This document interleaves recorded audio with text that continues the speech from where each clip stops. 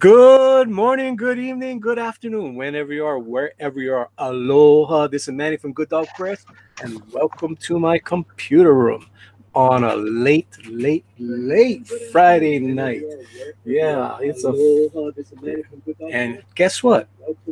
I did it again.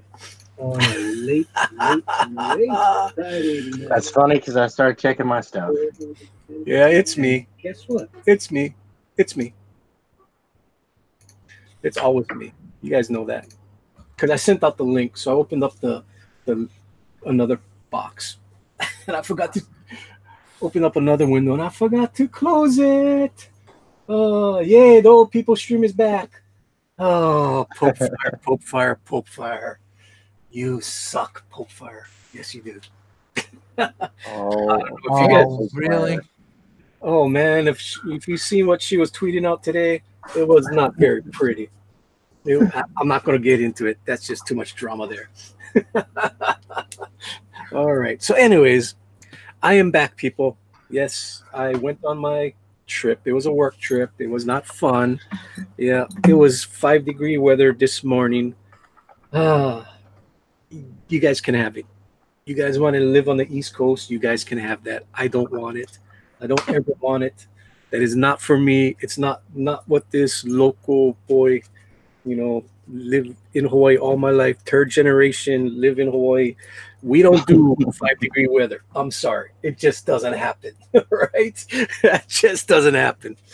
But anyways, before we get into my trip and all the crazy stuff been going on, let me introduce you guys to who else is returning tonight. Not only the return of Good Dog Press, it is the return of my wingman.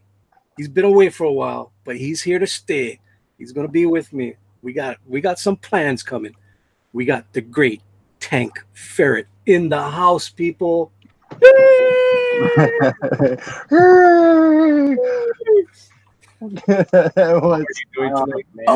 Wait.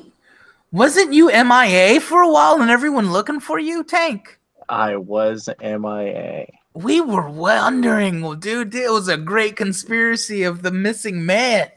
I was dragged away by wildebeests. Wow. The wildebeest. Yeah, they needed monies to bribe the banana. They needed monies. They needed monies. So many money. Whole lot of money. What is up, Arthur? You're Teddy Kodiak. How you doing, man? I'm doing good. I think this is the first time we've met. I think so. Formally, maybe. Cool. Yes, we got the Tank Ferret in the house. And we got the uncanny Kodiak is in the house. And we got the good dog. You got the Good Dog Press that's been on planes and in airports for the last 22 hours, people. You can hear the jet lag in his voice. But you know what? I said I was gonna do it. Said I was gonna come on tonight. Just hang out, draw. That's all we want to do. That's all I want to do. I want to hang out with the artists and draw. I haven't done it for over a week. I got the withdrawals, man. I got the withdrawals. I needs me some art. I needs me some art. Needs to get my fix. Then Daddy needs his medicine. My fix, and my fix is drawing. Let me go see who's in the chat. Besides Pope Fire saying that we're all old, even though Pope Fire was sending out all kind of Nightwing pictures today. Nightwing pictures and Robin pictures and calling them certain things. She said if I wanted, I'm not going to get into it. That's wrong. I'm going to skip all these people because there is a VIP in our chat who should be asleep. Honey, why aren't you sleeping? We got the unbreathable SkunkGirl in the chat saying aloha, chat. Aloha, Miss SkunkGirl. Yes, we have.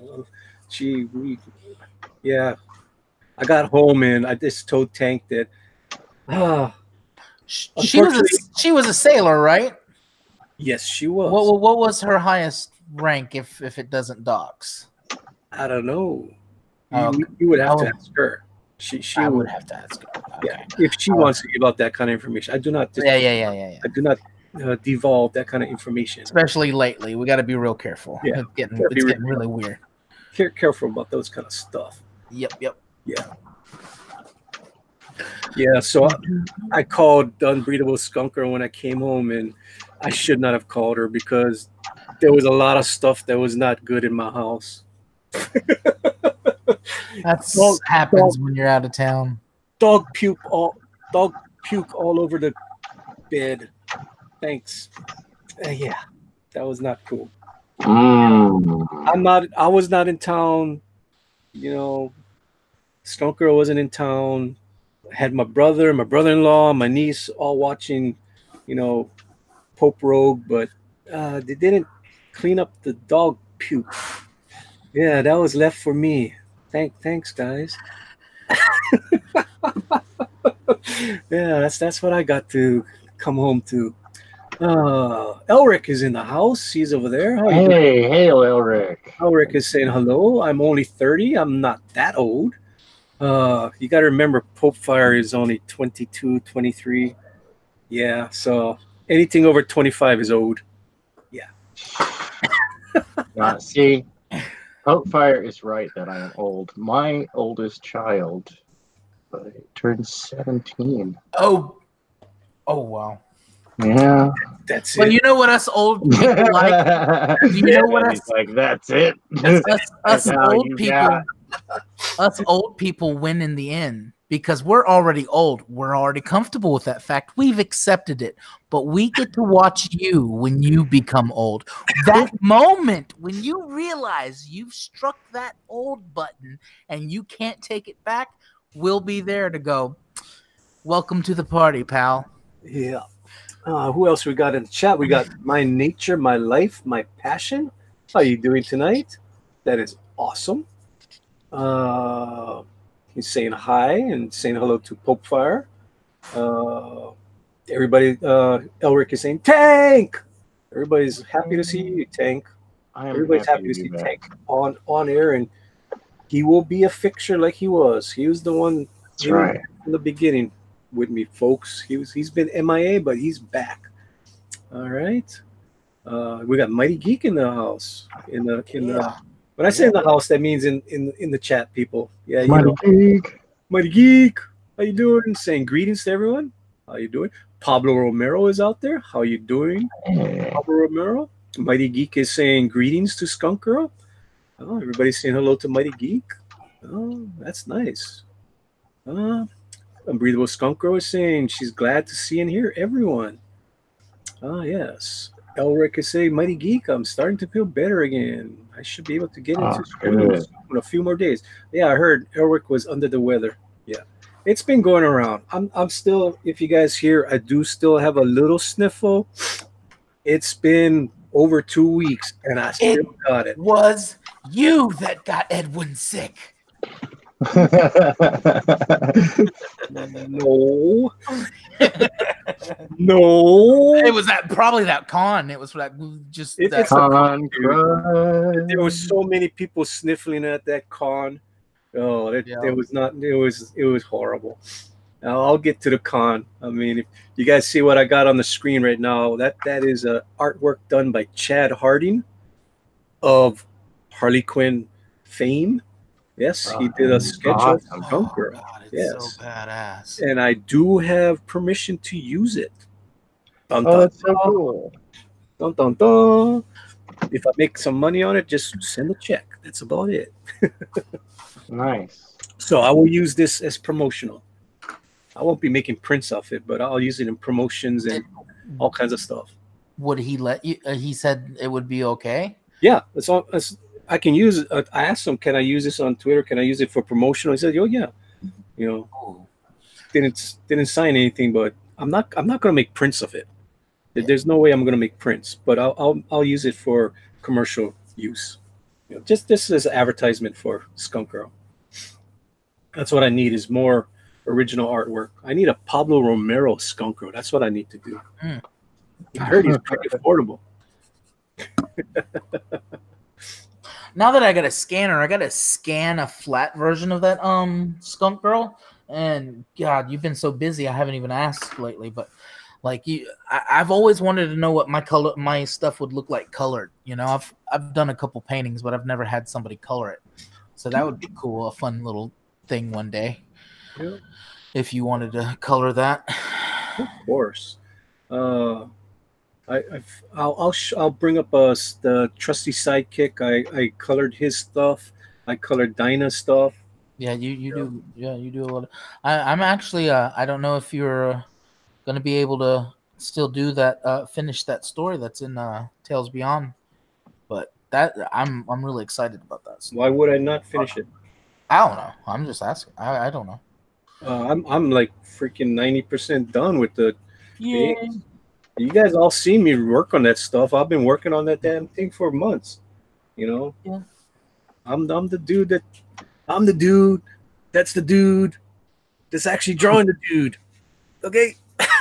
Wow, dude. Wow, dude. All right. So, Mighty Geek Studios said he left the Navy with the rank of Lieutenant Commander. Oh, wow. Cool. Thank you for your service. Thank you for your service, Mr. Mighty Geek. Everybody's saying. By the way, while you have Mighty Geek there, tell him I apologize. I do not use Google that often. I seen some kind of message, but I don't use Google to chat and stuff, so I didn't know how to follow that. I barely use it for my email. So. That's it. Just to apologize that I didn't get his message until it was too late. And, I figured I'd see him on here before I could figure out how to use the damn thing. So. Cool. We do have one of the greatest Canadians of all time in our chat. We got Ryan Cardinal. I know it's Ryan Cardinal, but I've always said Ryan Cardinal. It makes it sound exotic. Exotic, yes. The Ryan Cardinal. Hey, all. It's like Ricardo Montalban showing it. Ryan Cardinal. Hey, doggy. Joshua Hughes is here saying, "Welcome back, Manny. Hail Raven." All right, brother Joshua, first sign of the season. Nothing changes. Pablo Romero is accusing me of using biological warfare against Edwin. Thank you, Pablo. Bethany is in the chat. How you doing? No, Manny, why would you want to do that to poor old Edwin? I would not want to do. You guys saw that video with me and Edwin going around that con? That was. Oh man, some of those artists just had the look of terror on their face, like, who is this crazy person talking to them? Yeah. It was fun. It messed up their narrative, didn't it, Manny? Yes, it did. It was like, oh my goodness, who's this loud guy promoting me? But that's what he was doing. He was promoting all the guys. It was pretty cool. Pablo Romero said 80s Skunk Girl. That would be interesting. Yeah, that would be totally dope. Be cool. Oh, I like that. That's the whole thing of crazy stilettos and some like your Starfire, like your not Rogue. There was another Skunk Girl fan art done last night, and I got to see it in my Twitter this morning. Oh my lord, I need to show that one. It's by Josh Spencer. He's a good artist. It's crazy. It's crazy, dude. And when you guys see it, you guys are going to like, what the hell was he thinking? I heard it was a combined effort by a lot of artists last night. They were in a private DM, a private little hangout. I was in the private hangout, believe it or not. I was actually still in hangouts when I was on the mainland. It was fun. So I was there, but I told them, hey, dudes, I got to go. I got to catch a plane in 2 hours. I'll see you guys. I did not have much sleep last night. Oh, what am I thinking being up still? I feel good, though. You know that? It's crazy. I got too much adrenaline. Morale, man. Oh, yeah. You got past that. You're getting to that where your body's hitting. It's like silly time. Yeah, it's survival mode. Yeah. Uh-oh. It's like a fast. It's silly story time. It's silly story time.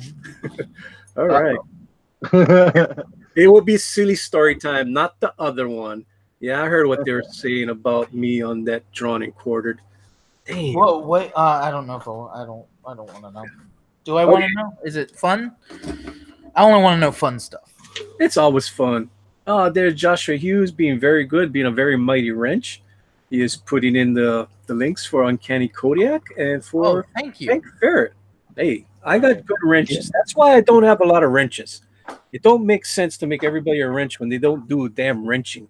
You gotta be a wrench. You gotta earn that wrench. Yeah, that's what, if you notice the more pros, they use the very little wrenches. Yeah, because they gotta back them up. They gotta throw the trolls. They gotta do the thing, you know. Exactly. I mean, that's the reason why I went with the de-wrenching that one night, which they still talk about it to this day. The wrench apocalypse. That Tank. The wrench apocalypse. Tank, that was such a fun stream you missed, man. When you're MIA, what I did was, it was a Thursday night, and I just said, "The hell with this," because there was two people in particular. They abused the wrench. I told them not to put people into 300-second timeouts. When you put people into 300-second timeout, you wipe out their whole chat. So if anybody comes in after to watch the streams, the chat makes no sense. Yeah. I do have a lot of people come back and watch it after, because I'm late. So people come the next day to watch my show, and they watch the chat. So these two people in particular, I told them don't do that, and they wiped out two of the most prominent people also. They wiped out Joshua. You do not wipe out Joshua's stuff. He is like 1/3 of my chat. You do not wipe him out. I don't care if some of the stuff he says is off the wall. It's funny. Leave it in there. Okay? It's a part of the flavor. Yeah. At the end of the day, exactly. Yeah. So that's why I said, you know what? Thursday night, I de-wrenched everyone. And how I did it was I waited. I didn't de-wrench everybody blanket. So whenever somebody would come into my chat that was wrenched, I would take it away from them. So it was almost like I was out on the savannah. I was hunting the prey. There was the antelope that would just got away from the herd and got picked off. Well, I mean, there's a God. I feel like I don't know if I should say this. I don't mean to sound like there's like the reason I was super nervous the first time I got a wrench. Like I didn't know. The first person to give me a wrench was Elliot Fernandez.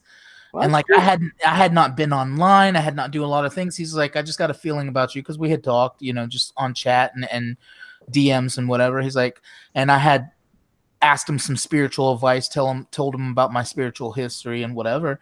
And that day he's like, I have a feeling about you. You just, you're an honest guy, so I'm going to give you a wrench. So it's important to me to do that right by them, and everybody who's given me a chance, like Manny getting me on, one of the early guys to get me, maybe even one of the first guys to get me on stream. I can't remember. It's the first guy. First major guy, yeah. I'm not major. I'm a nobody, dude. No. See, the way I consider major, I consider everyone knows who you are. If you only the people in our little community. It's not like it's a big. But you know what? It doesn't matter because everybody has a little voice. Everybody comes on my program gets to show off their artwork. That's the main thing over here. Yeah. You guys all know that, and that's why people like to come here. Yeah.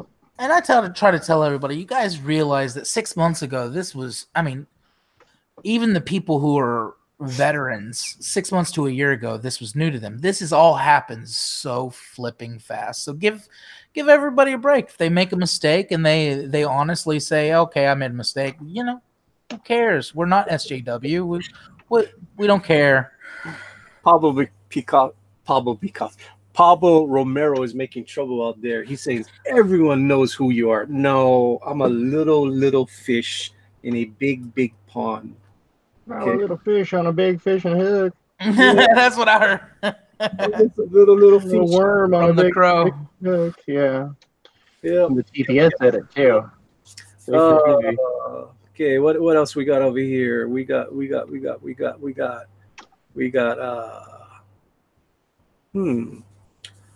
Oh, cool. Joshua Hughes, it's important to me to find a way to abuse my wrench. Yeah, you abuse your wrench in other programs, but not mine, because he knows it will be gone. Because it goes along with what I just said. Even EVS just said he didn't take his name off the white pages because he wasn't as famous as he was just a year ago. With Manny, it's gonna with everyone. It's like a rocket, man. It's going so fast. So the pros, if you notice, they utilize these wrench guys. They do a job for them, and they really appreciate it. They do. Yeah. It's important. You're supposed to be there to, get rid of the trolls, help out with links, and like with Elliot, you do a good job. And I've been on Elliot's stream several times, Well, there cool. you go. Because I always took that job seriously, it's that is awesome. I don't think I ever watched the Elliot Fernandez show. He's real. What I like about him, he's got a real laid back attitude. He's got a real, and this is the last thing I'll say about it. Pragmatic. He's very pragmatic about things. Cool. So, yeah, that is cool. And I must say, I do thank all you people that actually watched my very last video that I put up a week ago, even though it was only 4 minutes long. I was like, I just hopped in and hopped right out. I do appreciate you guys actually watched that video. It was just a little video that says, "Don't forget about me for a week. I'll be back. I'll be back." Alrighty, so we got 8 people watching us now on a late Friday show. Oh my goodness, it's freaking 3 o'clock in the morning on the East Coast. I just flew in, people. Boy, his arm's tired. Yeah, boy, my arm tired. I've been up for well over 22 hours now. I'm getting to that weird stage right now, but we are here to have some fun. So what's on my screen right now, guys? I don't know if you guys seen this today on Twitter. This is what I got to look at when I was in Manchester this morning, Manchester, New Hampshire. I was in the airport. I pulled out my phone. Like, let me go see what the hell happened on Twitter last night. And I see this in my Twitter. This is from Josh Spencer. He did this last night. That is crazy. And it was a group effort. Obviously, Brad was there, so I made the comment about the mark on Skunk Girls. But wait, because I want to know if it's my comment. What's your comment? My comment was, if that's Brad's handprint, rest in peace, Brad. You don't do that to Skunk Girl, dude. You do not touch her. She will come after you. She'll take you out. What the hell is my stupid dog doing? Get off of there. Damn dog. Oh, man. What was she doing on there? Yeah, that's a dead man. Yeah, I got more for you. Whoever put that on there, it's got to be a superhero because he's hanging off the ceiling. It's an upside down handprint, so somebody's like upside down. Yeah, I didn't even think about that. Or a ninja. That's weird. Yeah, that's an upside down handprint. Very astute there, Mister. Mm-hmm. That's a dope picture, dude. That's amazing. The baby got back, man. Oh, that is some major buttocks there. That is super cool. It's funny because I was in the secret chat last night with them, and he kept on saying "Skunk Girl," and I kept on going, "What the hell are you?" I mean, not Skunk Girl. He kept on saying "Squirrel Girl." I'm like, "What the hell is Squirrel Girl?" And everybody in the secret chat was going, "Dude, you can't be talking about Squirrel Girl here now when Manny's here." So he's like, "Well, who the hell is Skunk Girl?" He didn't know who Skunk Girl was. So wow! We all showed him pictures of Skunk Girls. Oh, that's a pretty cool character, and he went and did this drawing. Well, I'm thankful for that. Thank you, Mr. Josh Spencer. Mm-hmm. That is super cool. I'm pretty sure that was Brad's idea, putting on the handprint. Oh. Just to get at you, Manny. Just to get at you. Oh, no. I think it's adorable. I think it's hilarious. There is other fan art coming, people, but I'm sworn to secrecy. Cool. There is some chibi skunk girls that I've seen recently. This guy is a Nice. fantastic artist. I've been getting secret DMs from my wife because Pope Fire is sending them to my wife, and my wife is sending them to me. So you're not going to see them on Twitter. It's being behind the scenes. It's so damn adorable. I mean, you may have seen one of them on John's show a couple days ago, but that was just the first one. This artist has actually done a whole bunch of sketches of Skunk Girl. Every single one is adorable. Every single one is super cool. I mean, I can't show them right now. After I get the okay, I'll show them because this artist is kind of shy. I don't want to. Yeah. Yeah. I mean, it's super cool art. I'll bring up that one that I can show you guys because everybody's seen this on John's show. So that one I'm not too worried about showing because everybody's seen it. You guys can say, "Oh, I saw that on John's show." But the other ones that nobody's seen so far, it's been secretly DM'd to me. So those are super, super cool. Yeah, this guy is, and the whole thing is, I know who the person is. My wife didn't know who it was. But it was so funny. I was like, oh, I know what that is. I know who did that artwork, honey. And she's like, who? And she goes, really? I was like, yeah, he's a good artist. He's very humble to that art, though. I like little chibis.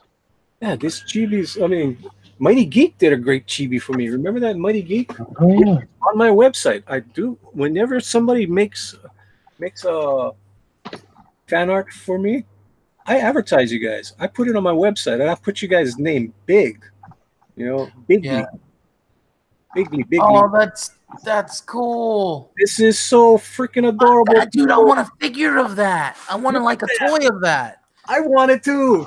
Oh, do we have any Comics Gig people who does toys? Because I would buy a toy like somebody, a Marvel toy, and have them fix up a. Could you guys imagine having this? This is so freaking cool.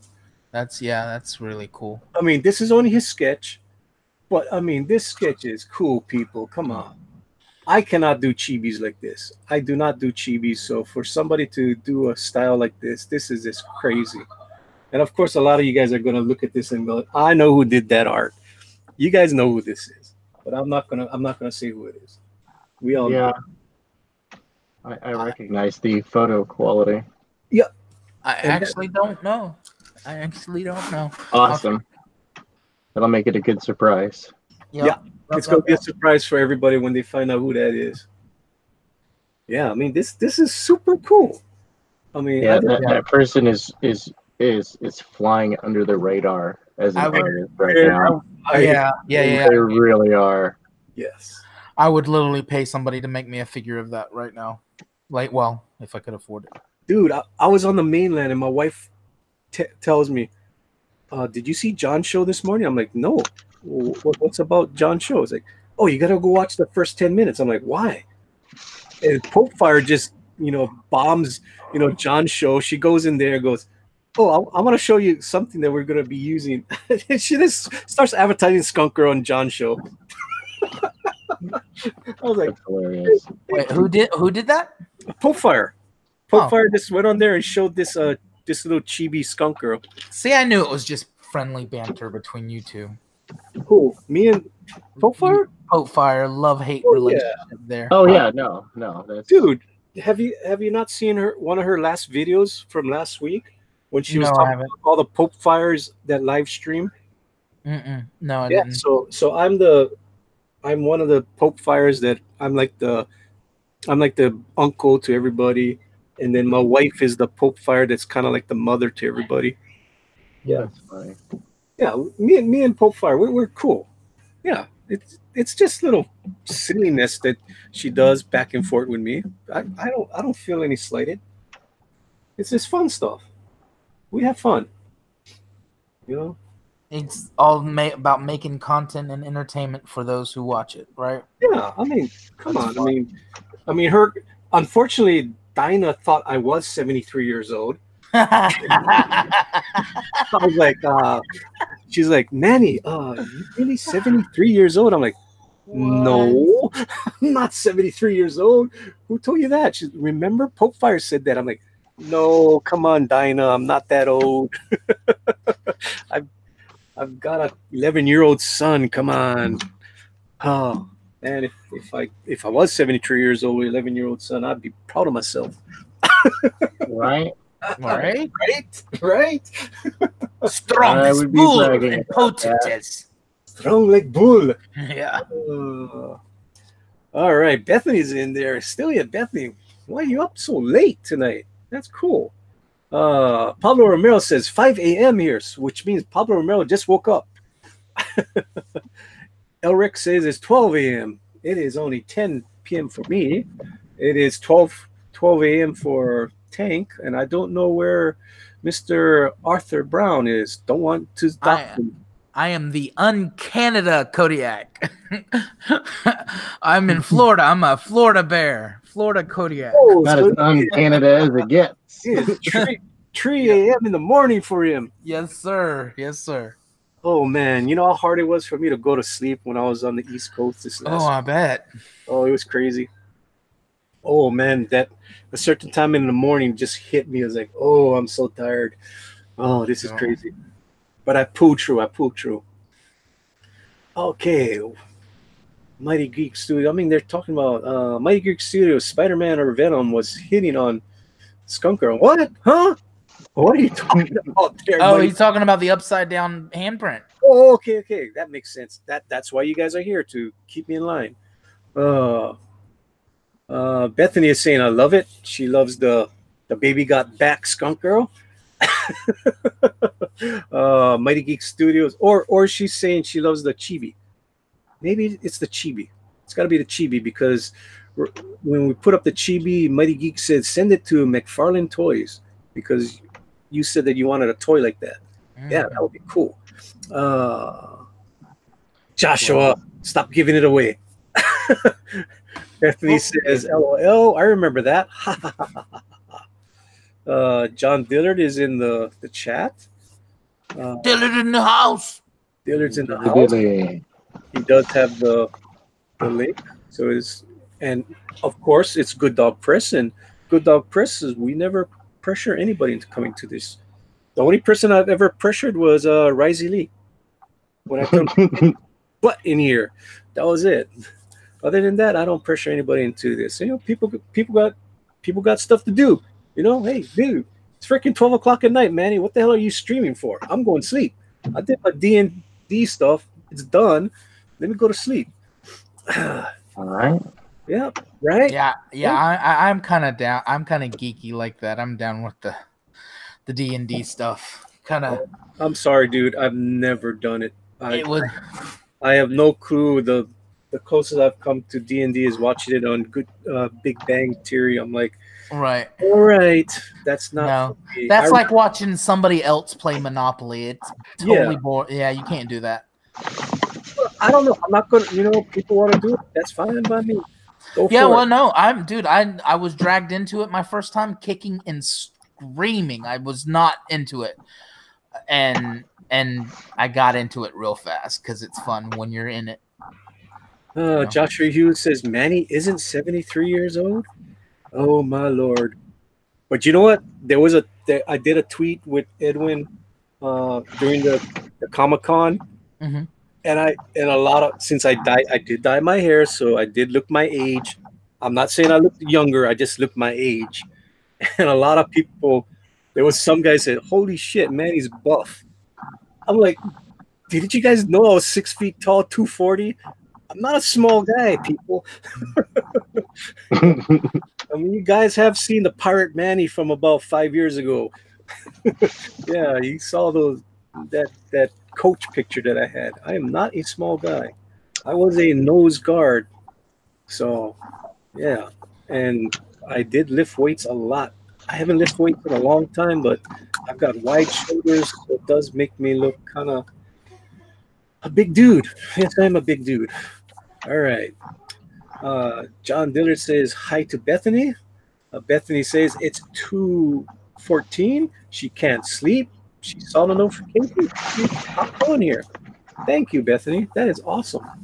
Mighty Geeks is also at 2:15 in the morning, so they're doxing themselves. We know what part of the country they live. Cool. Pablo Romero says, "Nah, in fact, I'm going to bed in a few minutes. I was drawing the whole day." Yeah, Pablo said he was going to be on tonight, but you know what, Pablo? I told you I was going to be on so late. It's just cool that you actually came into the chat. Absolutely. You know, that's awesome.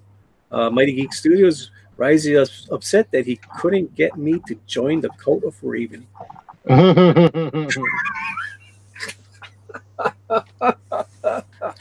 I got something to say about that doxing thing. I live in Florida. You come to my house, I shoot you. I call the cops, and they ask me if they want me to send somebody to clean up the mess for me. So come to my house. I have a couple weapons. You don't need to be advertising that. Whoa. We don't talk about those kind of stuff here. Candy, come on. Stop. Okay. Which show you're on Just here? a real quick disclaimer. I'm just saying. No, we don't want to talk about that kind of stuff. We are a good family oriented show here. You can be John Wayne on your own time. I have nothing against guns. Nothing against guns, because I keep on telling anybody who does not believe in the Second Amendment, go watch Schindler's List, just the first 10 minutes. And that will tell you why you need guns. Oh, so much. Yes, thank you. End of story. Yep. You know? I need to start telling people that. End of story, like you said. Yeah, that's my thing. Every time I tell people, go watch Schindler's List, just the 10 minutes. Don't have to watch anything else. Just watch the 10 minutes, and you see how sorry you're gonna feel for those Jewish people. What I don't get is fight back. You can watch home invasion things on YouTube. You can see them. I mean, I don't get why they get further away from that now, when you can actually look it up and see it for yourself what it looks like. But I digress. You know what? I like this damn chibi so much that I'm going to ink it tonight. That's what I'm going to do. Awesome. This is an awesome piece of artwork. And I'm going to try to be as true to this person's lines as possible.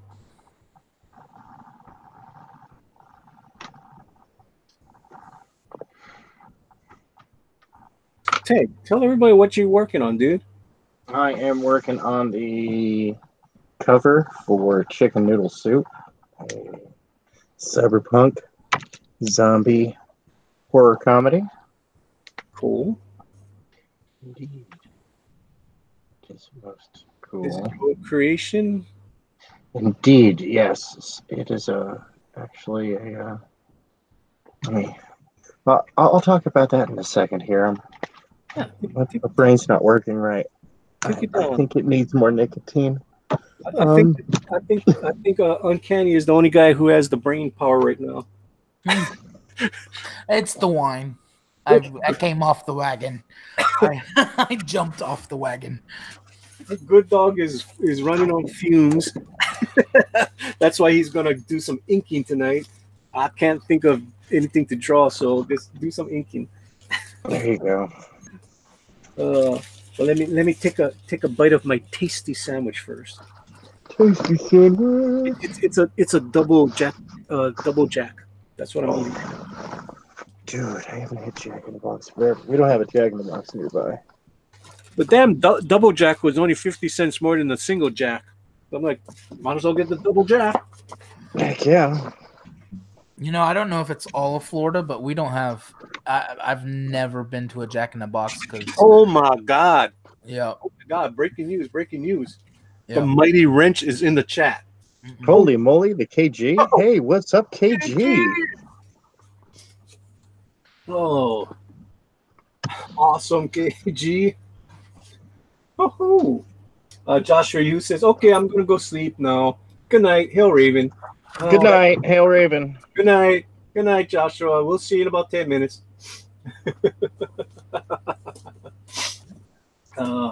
Everybody's saying take care. Don't waste your breath. You'll be back. Need to be back. And then I got a dog in my lap because she wants my burger. He'll be Bach. I'll be Beethoven. It'll be a terrible dad joke. Everyone will cry.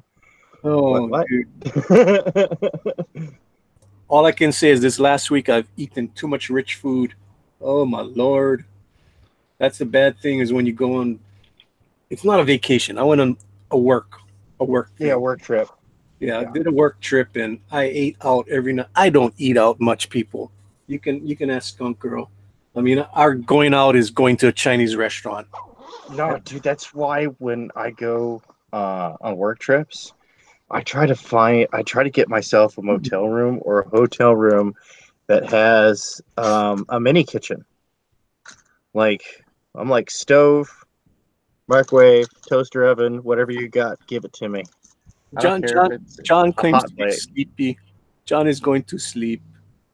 Oh, night, John. He Night, did John. have a big D&D adventure. He had a big D&D adventure. Oh God, yeah, that's I had a coast to coast freaking damn adventure today. That is over 22 hours and it's still going. I'm hardcore. good night, John. Hardcore. Is that KG in the house? Yeah, it is. What's up, KG? KG? Not much. How we doing? Oh, dude, All right, I am super tired, but it is what it is. You know, I'm in the airport and I'm like, oh, I'm gonna shoot myself in the foot. I know what I'm gonna do. I'm gonna tell everybody that I'm gonna stream tonight. Now you're stuck. Now you gotta do it. And I'm surprised you're still up, KG. What's up with that? Oh, not much. It's the weekend, so I guess I'm good to go for a little while. Cool. That is awesome. I was surprised to see SkunkGirl in the chat. I mean, she's still out there. I mean, it's freaking 2 o'clock in the morning for her. It was nice to be in the same time zone as my wife for a week. She's got some business she's got to take care of, and hopefully she'll be back soon. Oh, excuse me.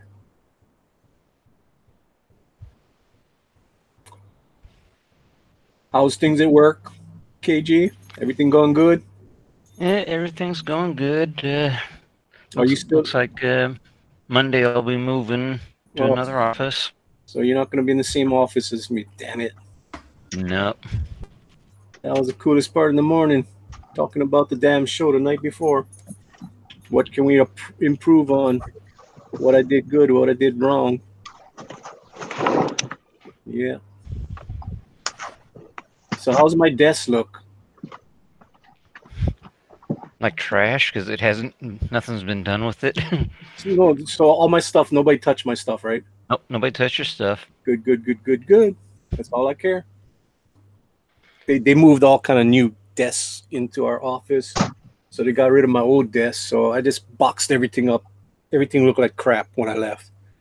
I got to go through everything when I go back. Yeah.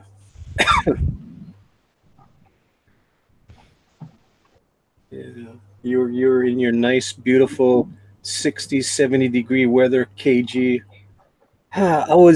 This morning was 5 degrees. Son of a. Woohoo! Oh, Yeah. It's not for me, that's for sure.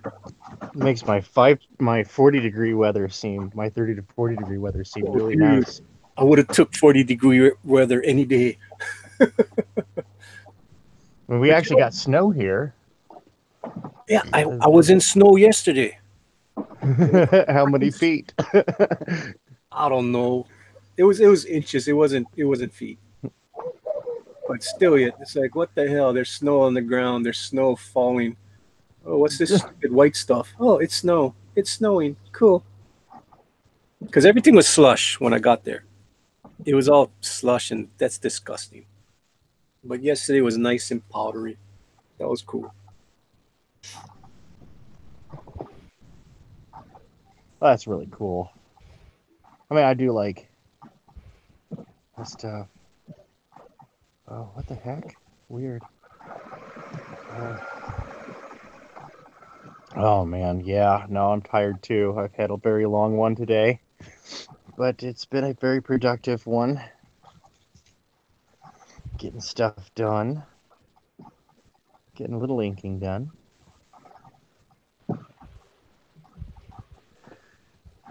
But yeah, I had to dig out my notebook and whatnot.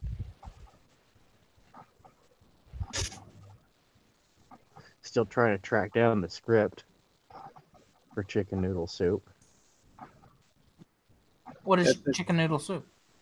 Chicken noodle soup is a story about a corporate freelancer in the year 2064 who's hunting down a hot new recipe. It's fast food. It's the latest fast food craze. It's this chicken broth. And it's from a company that normally doesn't make very tasty food. Imagine if, the Chum Bucket all of a sudden came out with their own competitive version of the crust of a Krabby Patty, and it was even better. Might spit suspicious, right? So he's there to go steal it, and he's going to retire off of this.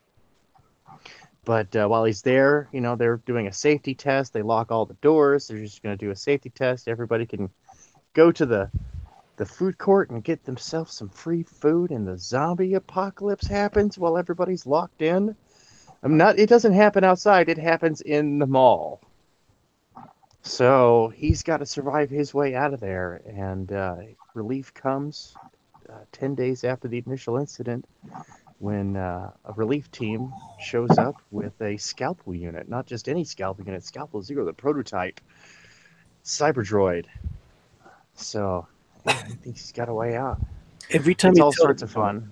Every time he tells that story, I always tell Tank, somebody been playing Dead Rising again, huh? I've never played that. I've never played Dead Rising. Wait, is that the one? Oh, dude, that's that old school game where it's like in real time and you got to like survive in the mall? Yeah. You talk about that old school like PlayStation game? Well, dude. I played it on the Xbox 360. Oh, they have everything. Do they probably have it on the playback? I should get that.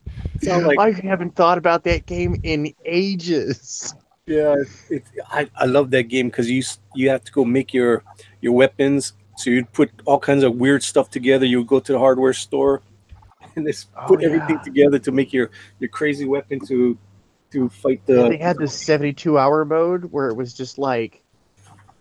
They had the 72-hour mode, which was all done in real time. I didn't do. The only thing I did was I just did the walkthrough. Yeah, I remember I picked it up and I played with it a little bit on some existing games because I'm not a guy who's actually owned a lot of consoles. Oh, it was a super fun game.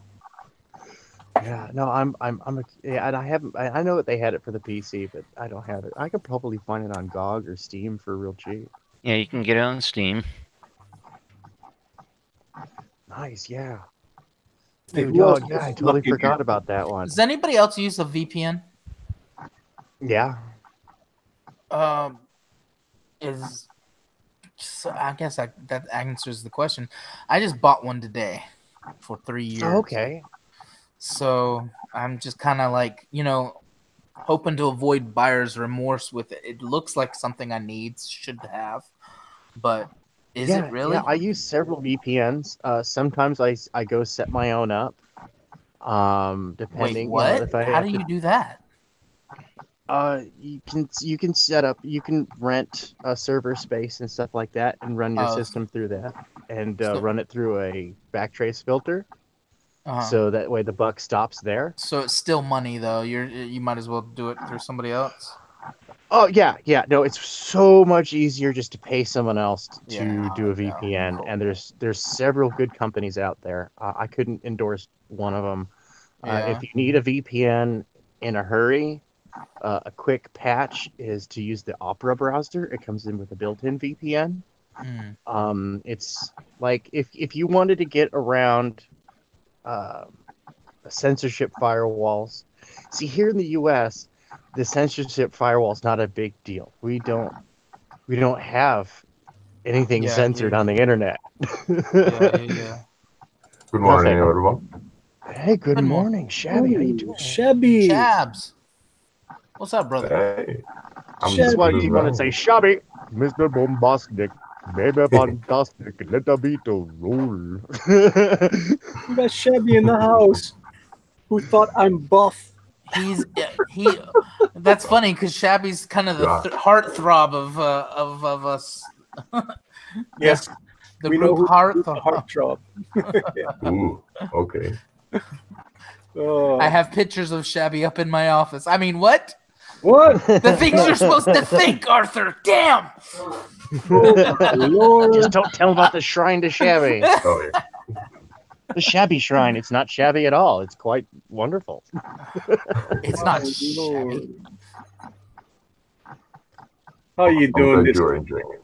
How you doing this fine morning or evening or whatever it is for you? I'm doing very well.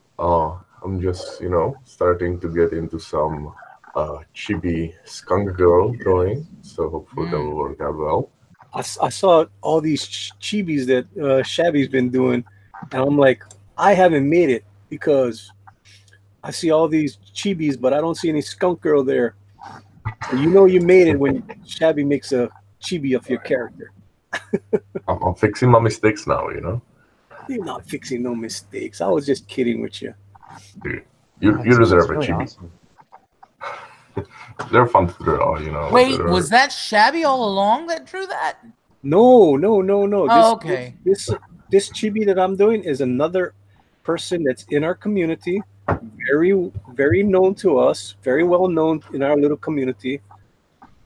But I will not divulge who it is until I get the go ahead, because this person, like I said, is very shy about his or her artwork.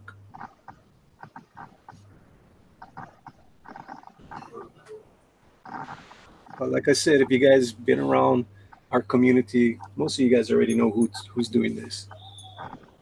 It's no secret. I wonder what kind of weird noises are going on downstairs to bring my screen up. I mean, I don't mind the plugging. It might be one of the cats.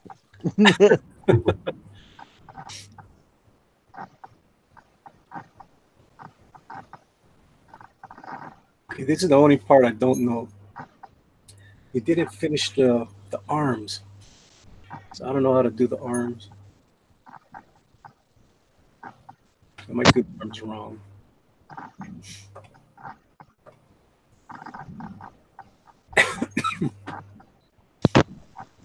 Well, gosh, there are some fantastic books on how to draw chibis characters. I think Copic actually has a series of how to draw manga and anime and Wait, chibi and all that stuff. Copic is in the learning books thing too? Oh, absolutely. They have coloring books. They have learning books. Copic's no fool.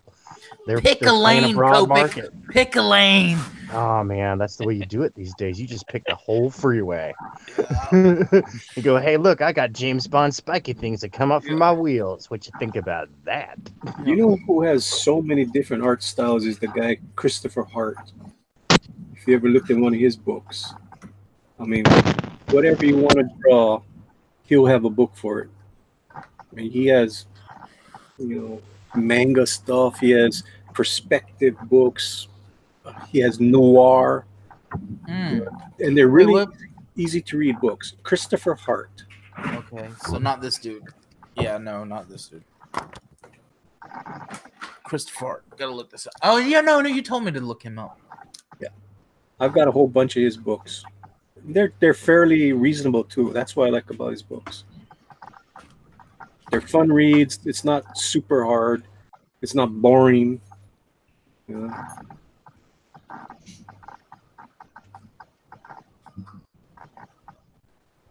Shabby, why are you doubting your art style? I was not happy when I kept on reading your tweets. I mean, Well, I look at my stuff with some critical eye, and So some improvements could be made, and But I was that's kind of unsure if people do like it. So no. You are a young man. You have a very awesome talent there, and I don't think your stuff is sketchy. You know, so well, thank you. That means a lot. it and you will grow as an artist every single day. Everybody does it. The people that don't grow every day is they're not putting the time and effort into it. Well, you know how it is nowadays. Everybody needs to have everything right now. Well, you know what? It's never going to come that way.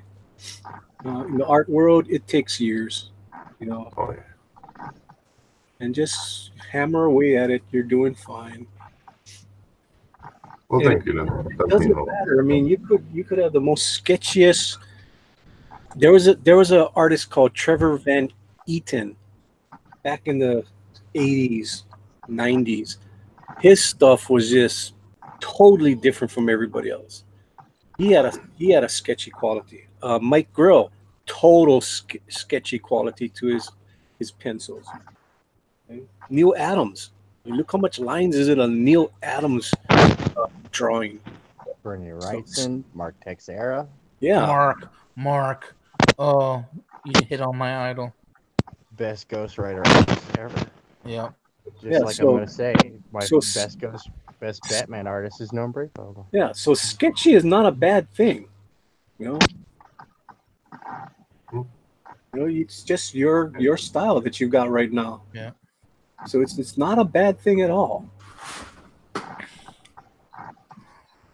I don't No, know.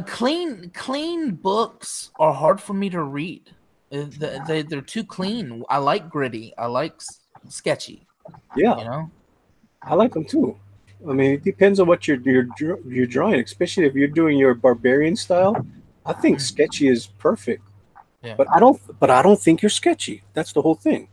Yeah. I think you're just normal. It's you just you just need to work on it, and it's gonna come. That's the whole thing. You know, your line weight. That's the only thing I can think of right now that you need to concentrate on and concentrate on the anatomy a little bit. But other I, than that, I, you're not sketchy. I already took some steps towards the line weight department. Uh, so it's better. So I definitely do intend to improve. You know. Oh, you will improve no matter what.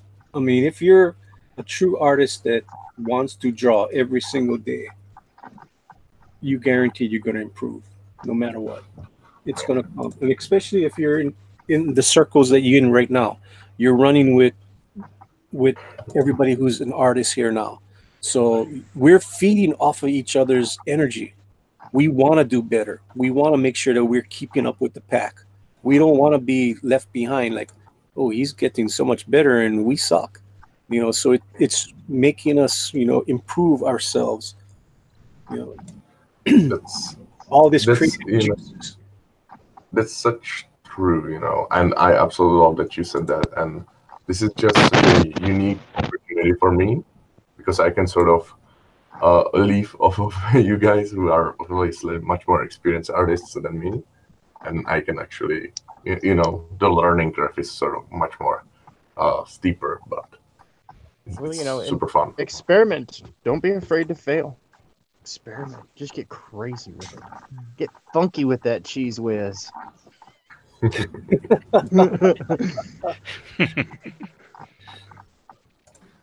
No, I'm, seriously. I mean, I understand that, like, socially, people have a lot of problems with Bill Sienkiewicz right now, and I understandable. But Yeah. we separate art from artists. All right, we put the Yes. artist aside, and we Yes. just go take a look at the artwork. And that dude wipes his butt, and it comes out to be a masterpiece. Mhm. Like, True. seriously, it is and it's sketchy though. That's the big thing is though he and like David Mack both they kind of gel because they both have like this raw, unfinished feel to it. Mm.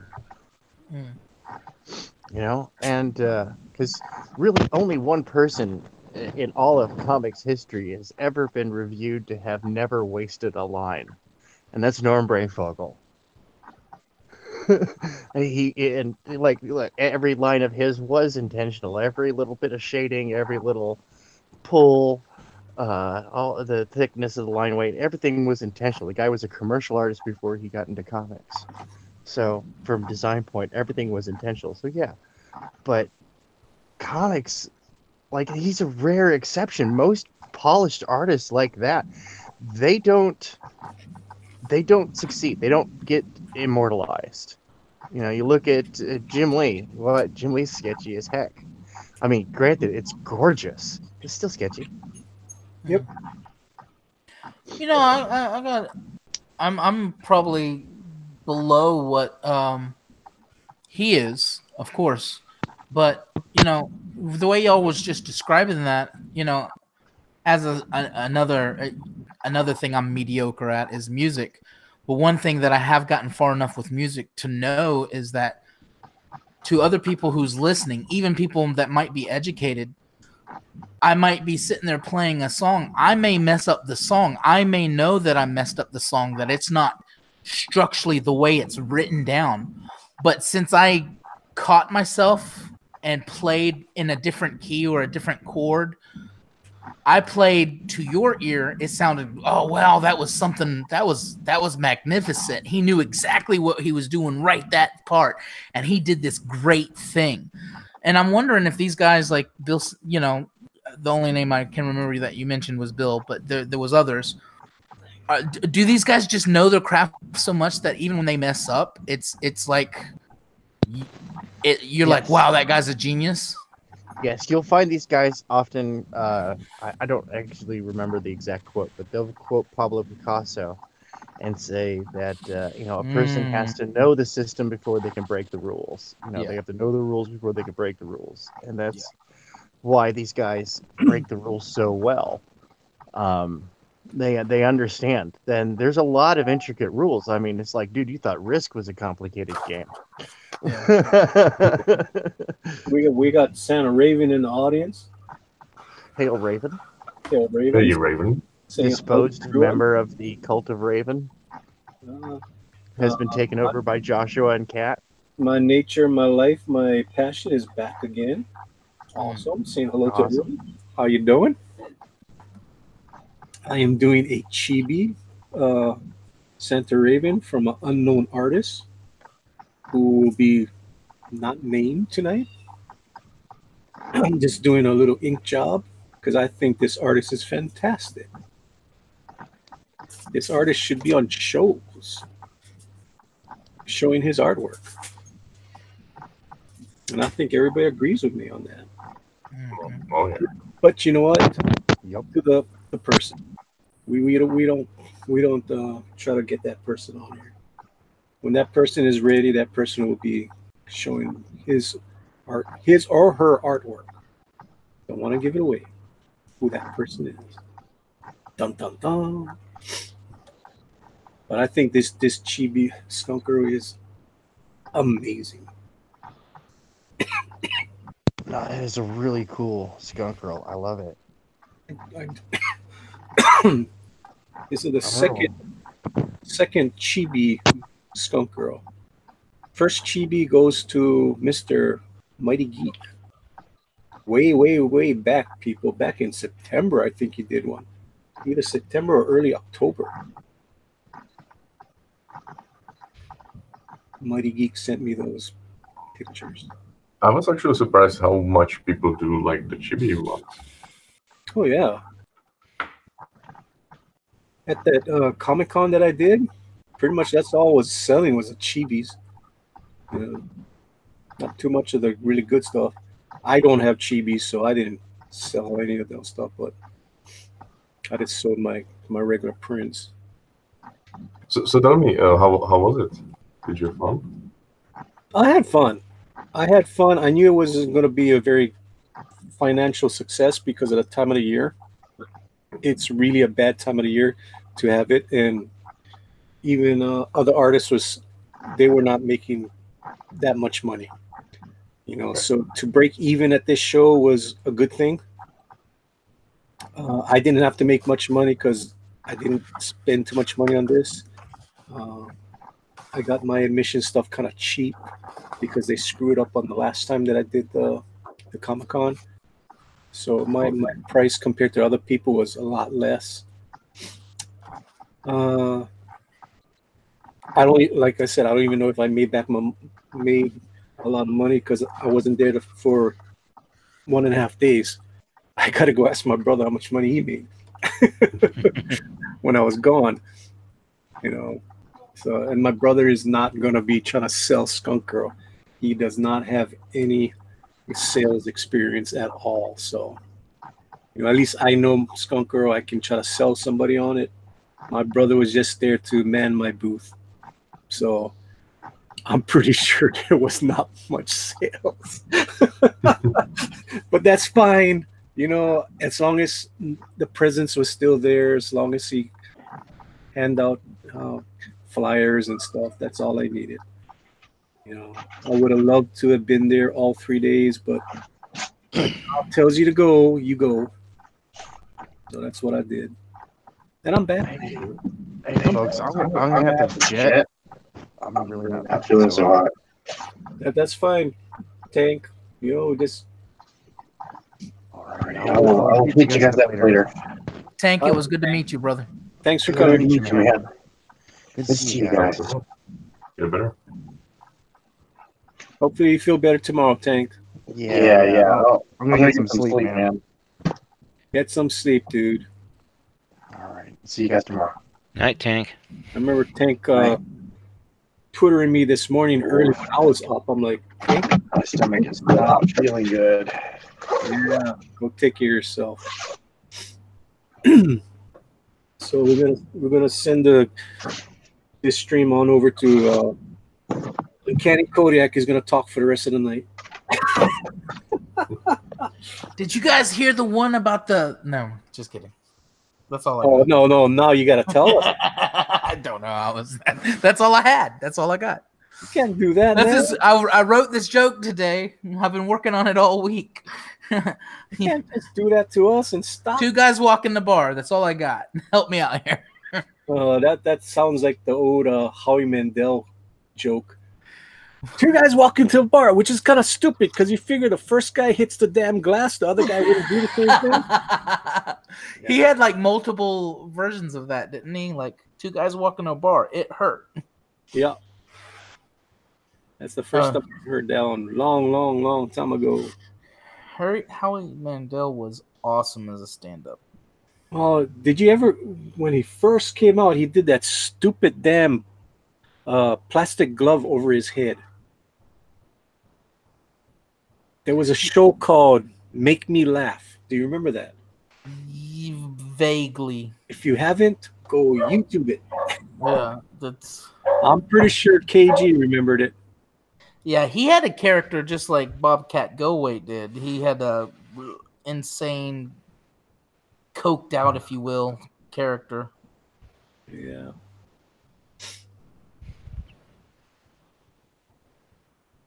But Make Me Laugh was back in the late 70s. And it was just... Yeah. It was the one that Robin Williams and all of them did, right? They all did. They could have, but I do remember Howie Mandel was on there all the time. And he was super young when he did that. Mm-hmm. Sometimes you wonder if it was just fake show, though, because the way some people would just bust out laughing, I'm like, that's not funny. Why is she laughing? That don't make sense. Sometimes alcohol's involved. It's funny when you have had some social lubricant. Oh, yes. And there is a YouTuber out there that I did personally DM that I would like to have on my show tonight, but maybe he's out with his mates. Could be. If he is out there, why are you not here with me, Mr. Risey? Risey! I always welcome you with open arms to my show, but he could be out with his pals tonight, which is cool. Have you seen his kangaroo video? No. God, it's so gorgeous, man. It's just like and It's great because Risey's still a little enamored by them. But the dude that's obviously like got a farm or a ranch or something, he has a lot of what looks like half wild, half they know where to come for dinner kind of thing. And they're all kangaroos, and it's a great video. It's a great video. I think I need to go in a white box, Mr. Oh, look at what the hell Mr. Jacob is doing. Shabby, What do you think so far? that is so cute. Cute. That, Oh, I that's just next to- noticed. You got a Chester Busby there too, huh? Oh yeah, I'll show you all of those I've got. These are finished so far. You are white box, so you can show us. Okay, so these are so far all of the ones I finished. So of course With we skunk, got Pope Fire, we got Shabby, of course. we got Tundero, Chester, Sporkman, cool. We got Adrian. Okay, I do not know who the dog is. Oh, see, that's supposed to be Beowulf in space. Oh, It okay, was requested by Starfire. So okay. Who's the spawn? the spawn, I think that someone just wanted spawn. I don't know. I don't know who the Doom is. I don't know who the Spawn. I don't know who the Hawkeye is. I don't know who they're supposed to represent. Yeah, I don't know a few of those as well, to be honest. Mm. The Mr. Miracle at the bottom, that's Adrian. Mhm. You might know him. But for the Spawn, the Hawkeye, I'm also in the dark. See, and now I'm Why now does looking at Chester it. have a Superboy shirt on? That was requested, man. She just can you put Chester in a Superboy outfit? I was like, okay. What would have been a better shirt for him?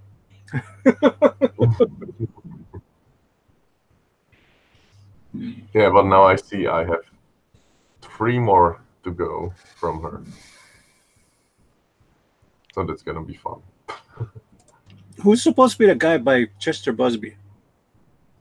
Manchester. Oh, that's supposed to be Mega Man. Mega Man? I was unfamiliar with the character as well at first. Hmm. Interesting. Well, let me show you. I have it somewhere here saved, I believe.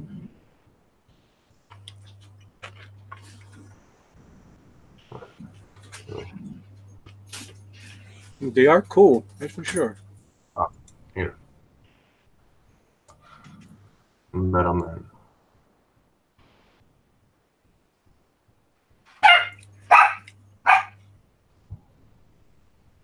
Mega Man is 83 years old. What the hell?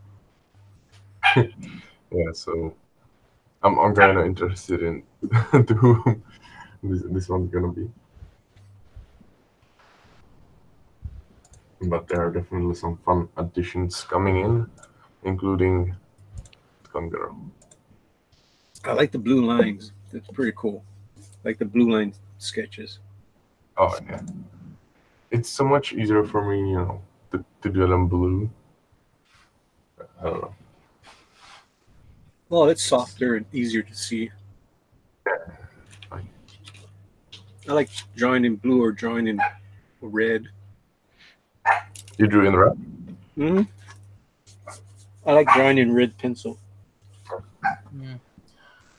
I like it too, but I can never find one that erases as good as the blue.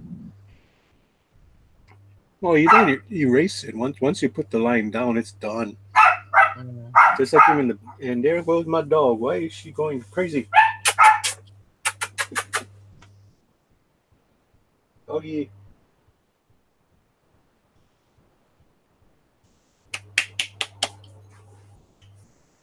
Alrighty. Yeah, you're funny. Don't know why you're going crazy. All right, let's see what Arthur Brown is doing. Damn, Arthur, you're going too fast. Take Oh, your this is one I did earlier. I I did all these tonight. Ooh, nice. Yeah, I was. Go back to that butt shot. This one. Yes. It's a YouTuber that does live art challenges. Okay. So I was watching Nice it. Hellboy. Yep, right there. What is wrong with you, KG? You're looking at Hellboy. There was a butt shot.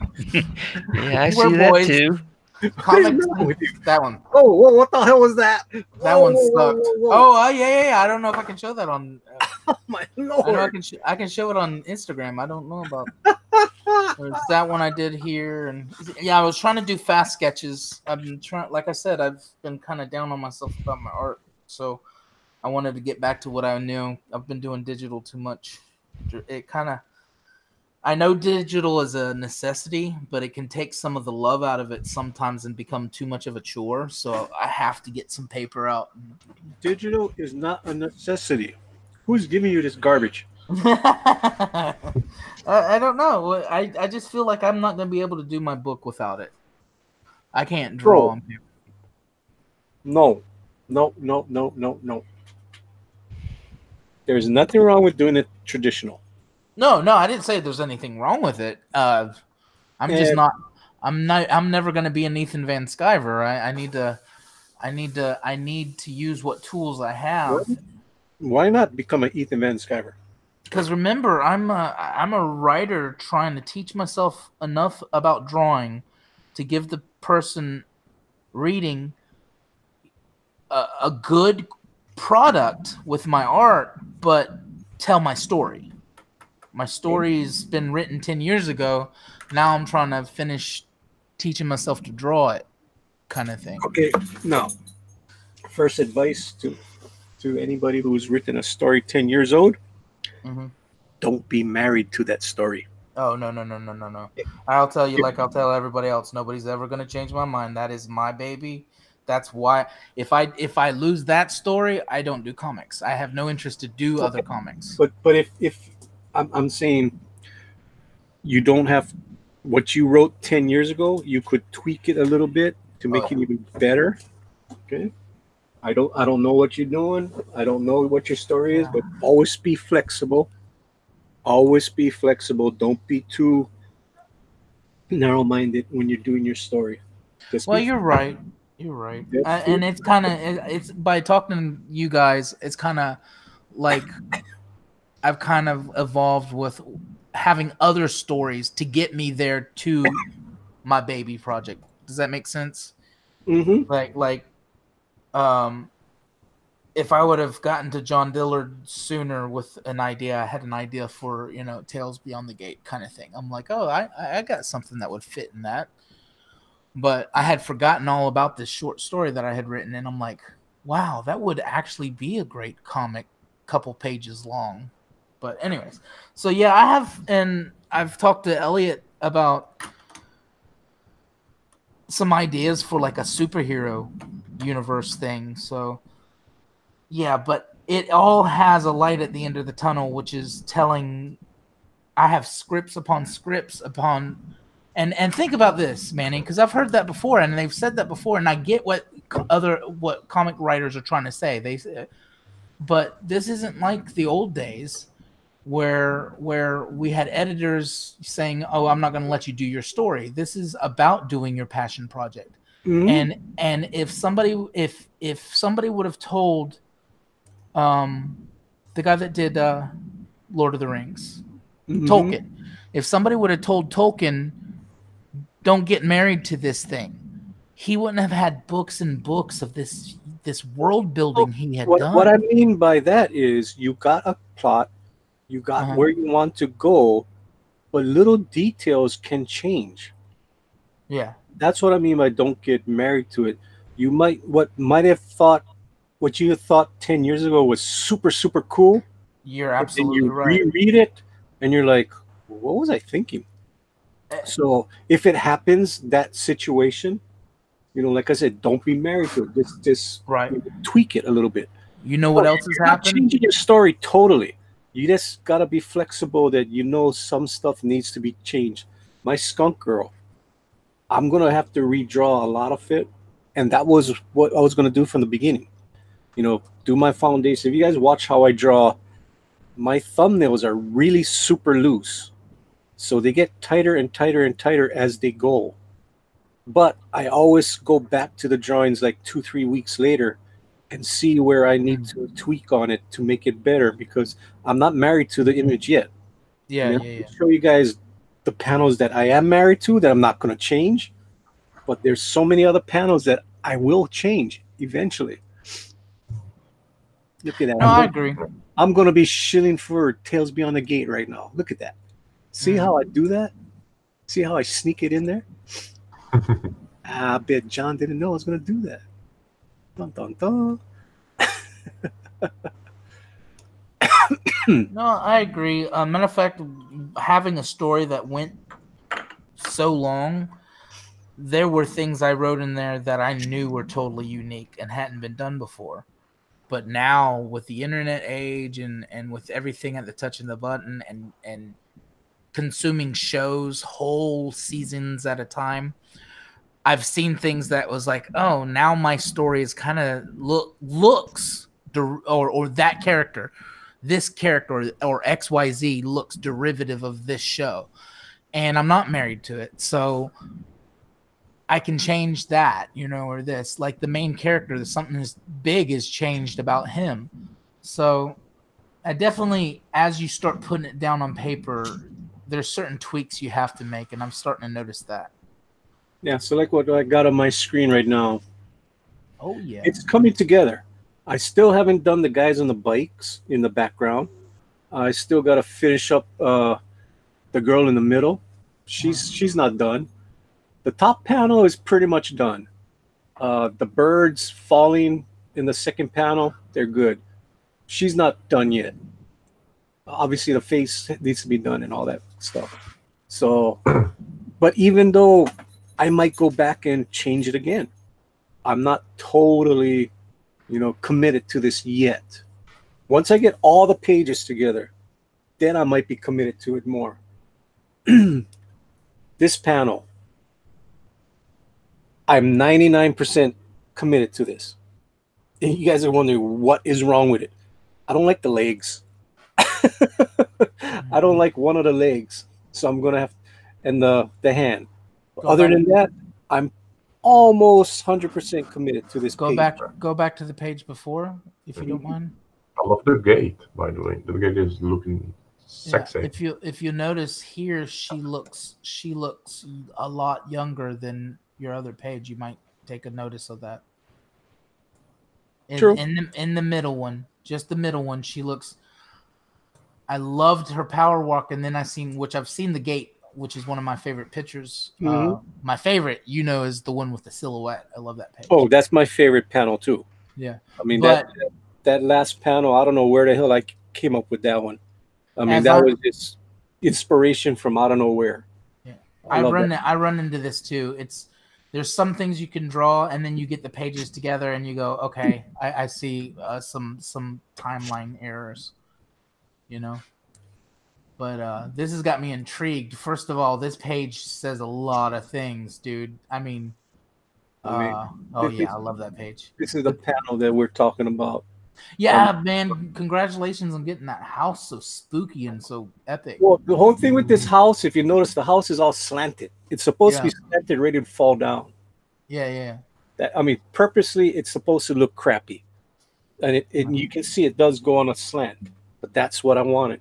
Yeah, I had seen the silhouette, right? Of course. And you had not drawn in the house. Right. And then I hadn't seen it because you were working on it behind the scenes or on late night shows that I was trying to rearrange my sleeping pattern, and it worked for a while. But I was actually on Elliot's show trying to do an outro and show Tales from Beyond the Gate. And I came across this page, and I'm like, and this is my buddy. And then I seen the house, Mm-hmm. I think that's where it was. Wherever it was live, and I caught the house, and I'm like, oh, he got the house done, and that looks epic. Anyways, Cool. Random story of the day. Cool. So Malin was talking about my page. No, Elliot. Elliot was talking about my page. Cool. That's awesome. Yeah, I mean that one, like I said, that page. I don't even know what the hell I'm looking at right now. I mean that one silhouette on the bottom. I'm kind of like, damn, where did that come from? Yeah, if you're married to one page, this is the page. Oh yeah, that page is done. Yeah, This page is super done. I'm not going to do anything else to this page. I mean, I like the way it looks. I like the creepiness of it. I like the fur. I mean, like, okay, something's going to happen. This poor little girl is walking down this path going to this creepy looking house. So, and walking up those stairs.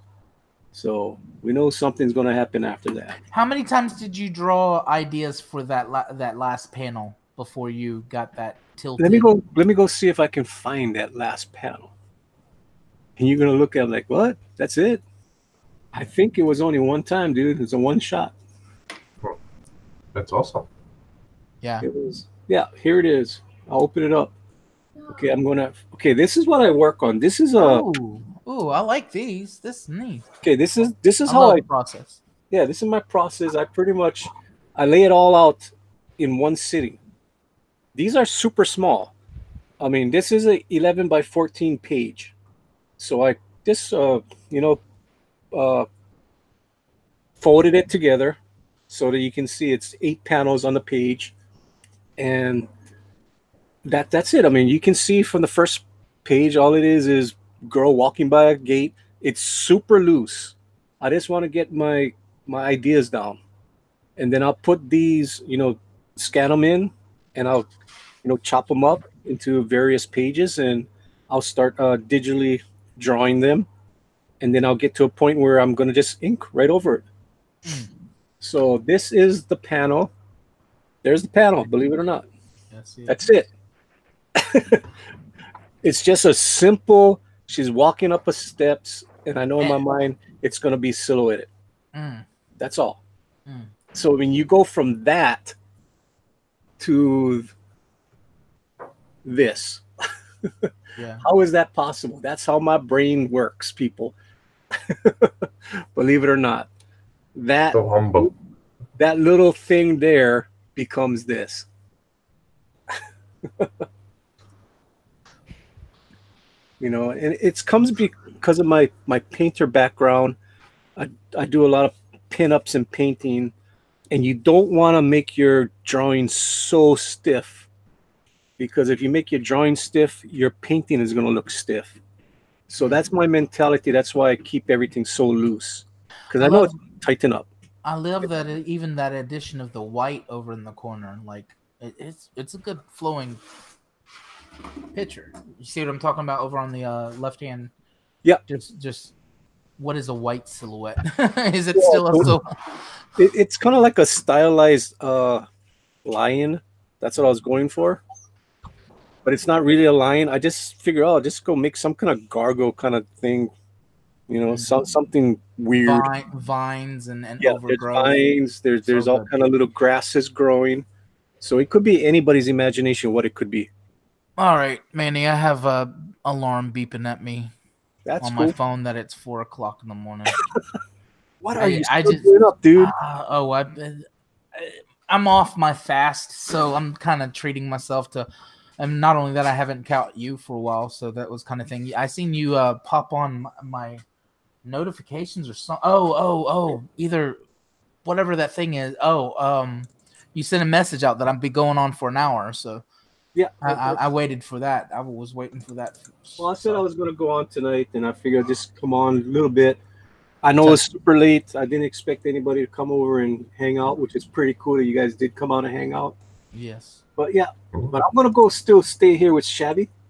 I'm not going to run away. Well, I love you guys, and I'll see you next time. I'll see you in a little bit. Don't overwork yourself, Manny. Stop working so hard. play. It's playtime. This is play. Yeah, I know. This is All right. super play, dude. All All right. thank Good you. night. Good night. Have a good Night, night. Arthur. All right. It's down to the two sexiest guys in our little community. I'm talking about KG and Shabby. Aw, Come Never on, so- Manny. I don't even hold a candle to Shabby. Don't Oh, go there. come on. Shabby, Yeah, why did you make that comment that Manny is buff? What did you think? I was some old shrivel guy or something? I was not expecting, you know. I mean, you're from America, and you guys Oh, have sort of a, he's 50 you plus. know, He must be out of shape. yeah. Uh, Honestly, yeah, basically. So like, I was surprised, you know. it was like, holy smokes, Manny is buff. Yeah, pretty much, you know. And that's what, It came as a surprise. and that's why I say, yeah, I'm not bad for my age. I mean, I'm not yeah, buff like I used to be, but yeah, I'm still pretty big dude. I mean, I ever saw your face and heard your voice, right? Uh-huh. And so I didn't think you're like morbidly obese, right? But I was thinking like, okay, so he's an older gentleman, you know, so he's gonna be like, I imagine basically my dad, right? and Morbidly obese. and then you show your picture, Oh my lord. Oh. and then you show yourself, you know, and you have just a muscular frame, you know, looking buff. So I was like, damn, Benny he's working hard. I have not lifted weights in over 15 years, believe it or not. Mhm. But That was the secret. But the secret is the job that I have, you had to work hard and you work in cramped areas and you got to take down a tool bag, so you're still working. You're not sitting on your butt. Unfortunately, now I sit on my butt. So I got to do more exercise than what I used to do. When I was a mechanic, it was easy to stay in shape more.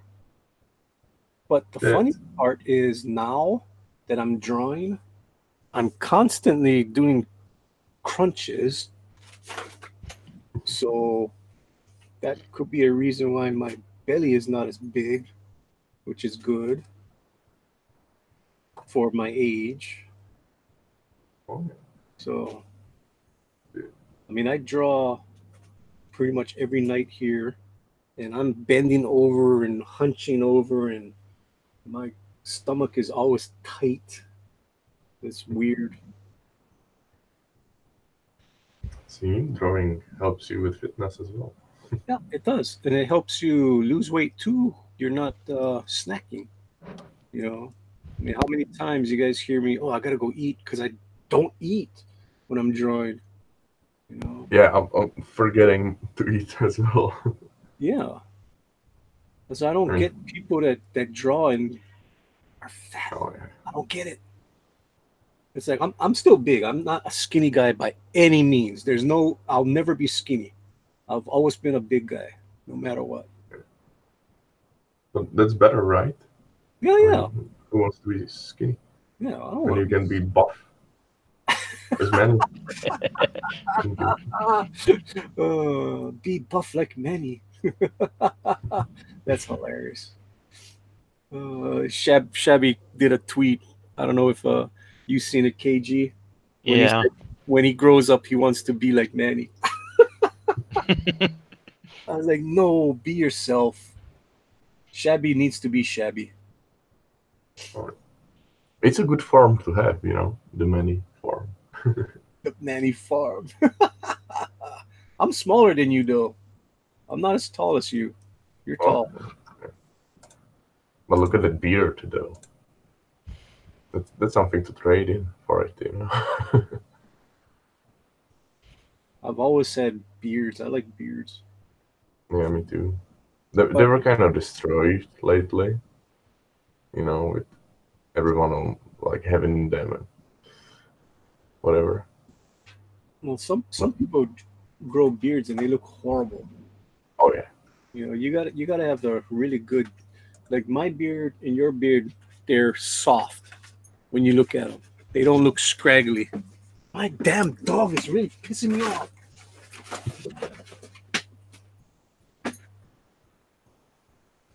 She's climbing all over my artwork. I don't know why. She's never done it before. So she same climbed VR. all over my Made in Canada and my Skunk Girl. Damn it. Bad rogue, bad rogue. Yeah, Bad Rogue is right. Naughty. And she climbed all over Rick's Canadian Shield, which I haven't opened yet. I gotta open that up when Skunk Girl comes back from the mainland. I got in, I don't know when I got this in, but I did get in my Jawbreakers. That came in the mail. So I gotta go read that. There's a whole bunch of stuff that happened since I've been gone. Oh, Santa Raven says, when I grow up, I want to be like Shabby. Santa Oh. Raven, this needs to be Santa Raven. Oh, these people with identity crisis. I mean, he has a point though, of everything he wants to be. I have you guys ever had any chance to get Raven on the stream? I have tried. Yeah, he's impossible Yeah. to work with. I have tried. Has Raven gone on your stream? No, I'm always trying. I'm sending him the links. I beg, I threat. Nothing works. I did it long time ago. I sent the link to Raven, and like I said, I mean, there's no pressure on this show. If somebody wants to come on, they can come on, and they know it's pressureless. This place, there's That's not why I much like people it. watching. Oh, you have a decent number. 11 people But watching. it's not like Mike Miller or Ethan Van Sciver kind of numbers. No. It's good for the unknown guy. Yeah, I would say I do a decent number, but it's nothing to brag about. It's fine. If I would have to choose, I'd definitely would rather be on yours because the atmosphere here is just so much more calmer. Well, this is here. Like I say, this is for no drama. Talk about silly comic, goofy stuff, and draw. I want people to come here and draw and have fun drawing with each other. That's it. That's all it is. Yeah. You That's why people like it. and respect each other. When you're on Yes. here, respect the other artists. Nobody came here to get critiqued on their work. If they want it, they ask for it, fine. But if the person is just here, I don't want to hear somebody go, "Hey, that sucks." No, don't be doing that on my show. Give constructive criticism. Don't give horrible criticism. I don't need that on my show. That's not what this show is about. Could we do because I only have 4 pages to go, or almost 3. Dude, I got so pissed last night. I was drawing, and my PC just went blank on me, right? And I lost 4 hours of drawing. Hey man, you need to save. Which thank for reminding me. I need to save this right now. Yeah, exactly. What I'm gonna do? I'm terrible with that. I'm terrible with saving. Okay, Skunk Chibi. I guess I made her a little bit thicker than usual I have her.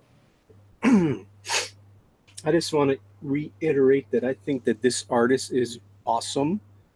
I heard this artist is very shy and wants to know my approval if I am doing Skunk Girl justice. And you definitely are doing Skunk Girl justice.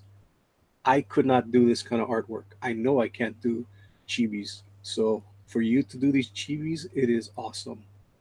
Whoever you are out there, that If you are person watching, actually might be listening right now. We don't know. might I be even you. I know who it is, of course. But like I said, I'm respecting that artist. You know, that artist will come out when that artist wants to come out. And maybe that artist will never come out. Who knows? Well, it would be a shame.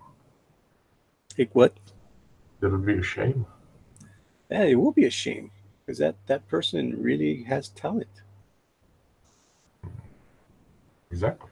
And it's more talent than I have in doing chibis. You know, I mean, certain people do certain styles, and I don't do this style ever. I think my son does way better chibis than I do. That's for sure. I wish he would do more. I mean, he was really good a couple years ago, but he fell into the trap of video games, Yeah. so he don't draw as much as he used to. I went through that phase as well. It kind of takes you a while to just figure out that, video games aren't the thing I want to spend my life on. Hmm. I did the same thing. I'm not gonna sit here and say I never played video games. Come on now. I was a big guy into Call of Duty. Oh my goodness. Oh yeah. Wasted a lot of time on that. And my friends are still like, why don't you ever play with us, like, anymore? And I haven't played a game in almost a year, over a year, I believe. Yeah, I mean you find out that you got so much more time to do other things. Yeah. Now I'm not saying it's hey, if that's your thing, fine. It's just not my thing anymore. You know?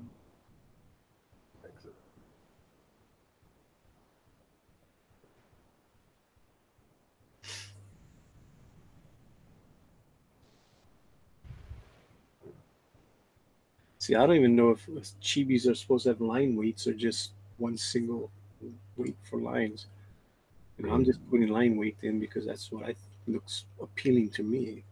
They do look better with line weights, for Yeah. sure. But I don't know if that's correct or not. You know?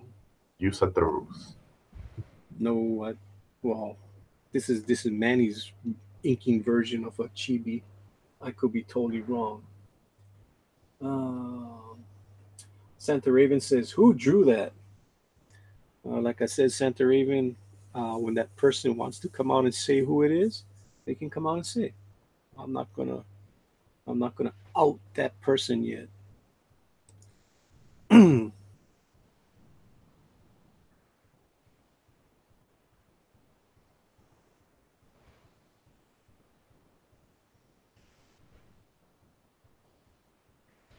Like I said, I heard about this from my wife. She was watching John's show, Mhm.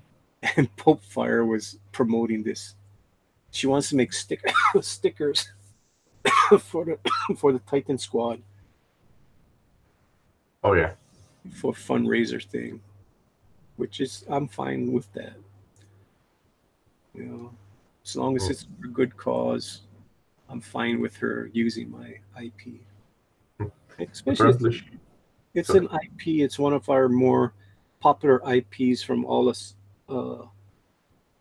lower tier CG guys. That's the way I look at it. You know. Yesterday I spoke with Carl, who does. I mean, you might have probably. Oh, you've probably seen him. He does the Death Sworn comic book. Have you seen it?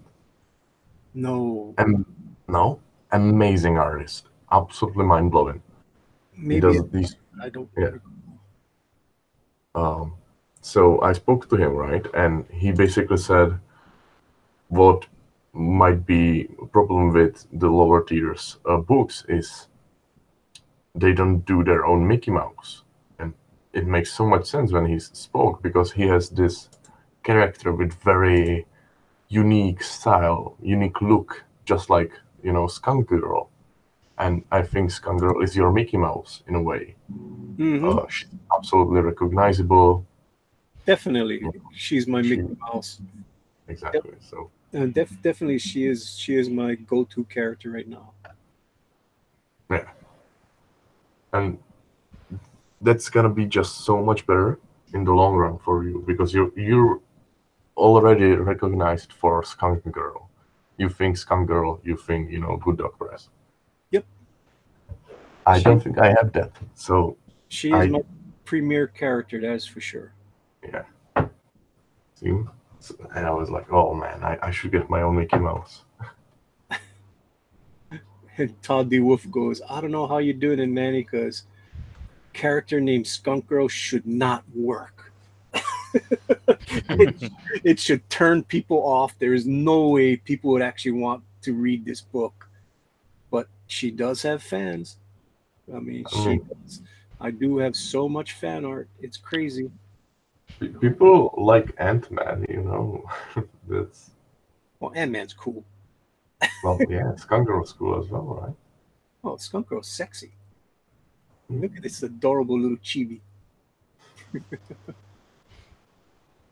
And I was not the first one to call her adorable. It was actually John Dillard said it was adorable on his show the other day. Right? So it's approved. Oh, chibis are adorable. Yeah, I don't know apparently, doing it Folkfare might use some of mine as the stickers, which that's fun.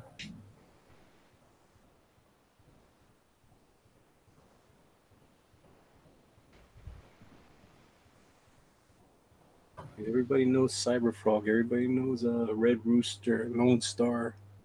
Those are the big name guys. I think myself and Niobe Comics have, and of course, Little Girl Lethal. Of all the lower guys, the guys that haven't been in the comic world for a while, we've got the best IPs right now going. And what do they all have in common, people? Sexy women. Yeah, it works. Oh yeah. Manny, you better be scared, because I mean, we're planning with Vestry some real sexy women. For sure. Well, you know what? My career might be very short when this book comes out. Ooh, JWs and the feminists are gonna hate me. You guys are gonna love it. You guys are gonna think this is awesome. This is stupid fun. They're gonna hate me. Oh, dude. no. Be right back. That looks good, Manny. Are you supposed to be saying BRB, or were you supposed to be saying BTW? By the way. Oh.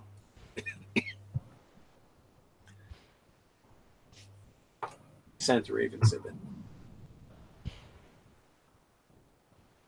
What a troll. Yeah, but Santa Raven is correct. That does look good, Manny.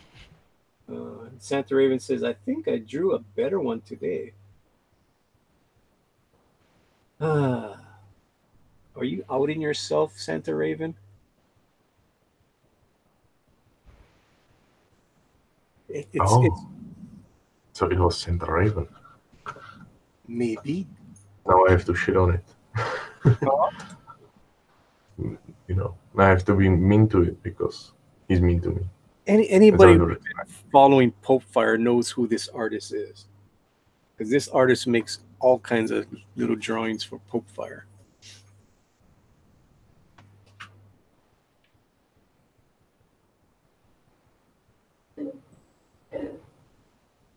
I do like it.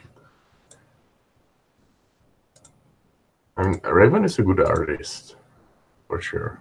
Raven's a great artist.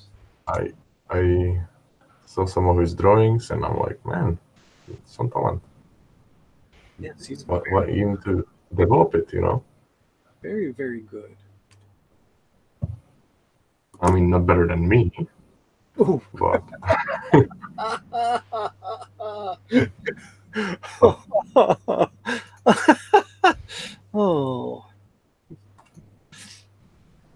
Oh, that's the difference between good dog and other people. Always praise the other person. Never say that you're better than they are. Everybody's different, no matter what. You know. you see, I'd never say that to anyone else except Raven. Oh, lordy. I'm trying to look for. Oh, here it is. I don't know if you guys saw this. I did this the other day, last week. Oops. Let me see. Oh, that's so good. Yeah, I just did the coloring for the trusty sidekick and Oh yeah. Dinah's. So the reason why I brought it up is I want to use the same color for. I'm going to color. That's Dinah's? Yeah, the one on the right is Dinah's. Oh man, that's really good. Well, she did the skunk girl, and then I put in the hearts. I figure make it like a Pepe Le Pew kind of deal. Oh yeah. You know, kind of like a manga kind of style pin-up where you have all the hearts in the background. And the same thing I did with the Pepe Le Pew and Skunk Girl. I just put a little bit of hearts that he's falling in love with her. And then I did the coloring. I actually brought up a black cat that I thought that was perfect coloring for Skunk Girl. Yeah. I'm using the For sure. same. I'm going to use the same color scheme to do the chibi. Yeah.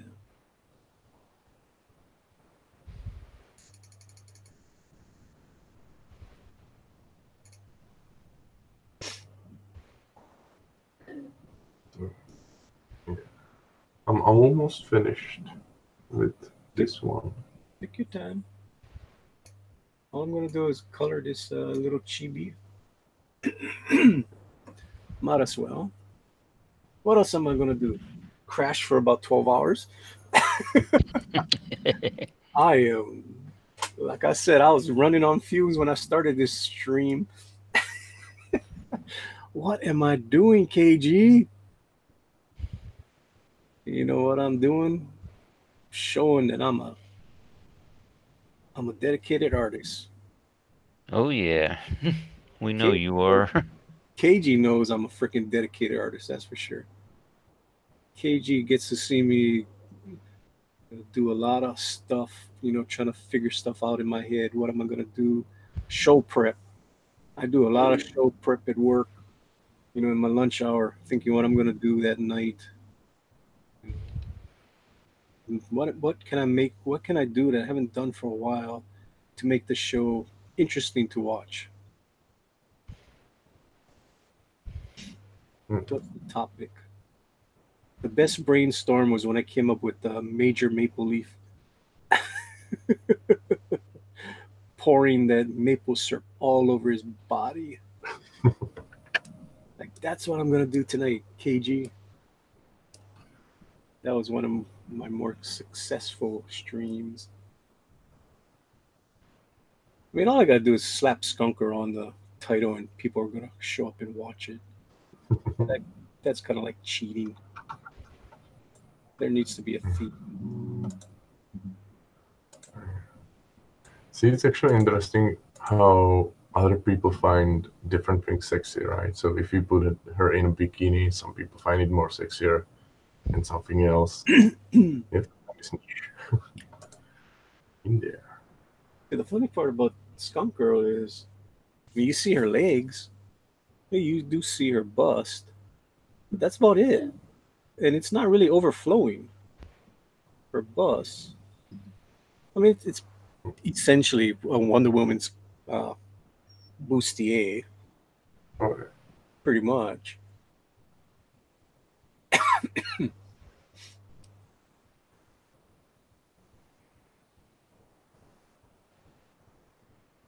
nothing really crazy, and it's very simplified. Skunk Girl's a costume, so anybody can draw Skunk Girl, and that's what I was one of the things when I created her. I need to make it simple so everybody can do fan art. Everybody can enjoy doing it. I like the old style costumes where wasn't complicated. See, these are the stuff I would never thought about when creating my characters, but you're super right with them. It's just, Well, that's especially for like you're doing something good is when you get fan art. So when I Okay. get fan art for an unknown character, then I know I'm onto something. You know, Absolutely. Adrian was one of the first ones to send me fan art. Adrian, Tank, John Dillard, Cross Comics. You know, I never told them, "Oh, draw me a Skunk Girl." They just did it. You know, obviously, they saw something in Skunk Girl also. That they See, the thought, only one I get fan arts from is Santa Raven, but they're of me, not my characters. nothing like that. So, what do you think, man? There's nothing wrong with Santa Raven sending you artwork of your vestry character. Yeah. But I think I'm why is done here. Risey Lee in some of that art? I think that's just because we make such a good couple.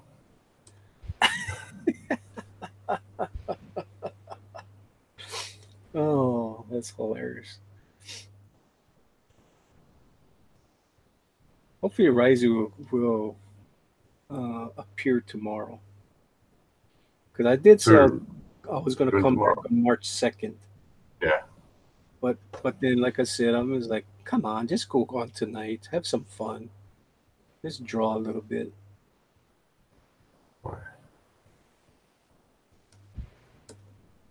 Okay. She's a bit thicker than, you might actually do her.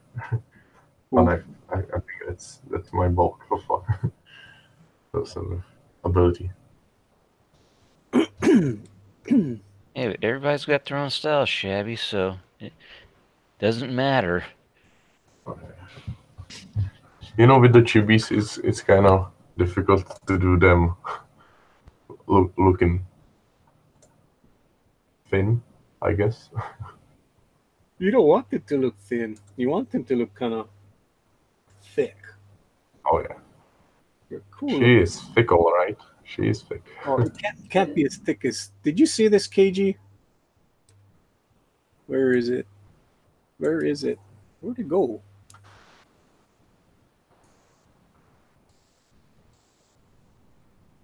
Did you see this, KG, this morning?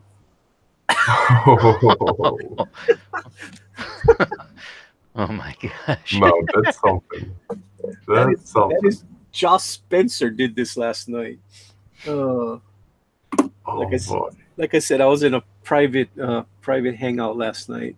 There was a whole bunch of artists and writers, and they're talking about Squirrel Girl, and I made a big fuss about Skunk Girl, and because I don't know who Skunk Girl is, and then they came up with this after I left. And he started it. I know he was doing a Skunk Girl, but I didn't know where he was going with it, and I didn't know he was going to put a palm print on her butt. And then we noticed that the palm print is actually upside down. So how the hell did that happen? It was her. Like, it should be the other way, but it's interesting. It's possible that she smacked herself. Maybe. Well, It was kind of fit, yeah. well, if somebody was standing by her side, looks like maybe, with their back to her and doing like a slap as they were going by. Yeah, that's what it looks like. They were gonna go high five and they missed and back the butt. But that is a thick rump. That's very thick. Whew. I like the eyes. I like the face. The face is cool. Reminds me of some 80s kind of face there. Really, really interesting. Super, super nice. That's crazy that somebody would put that much into that last night. And it was late at night too. It wasn't like it was early. It wasn't late night. It was early in the morning, like I said. So officially the second woman to join my chibi squad.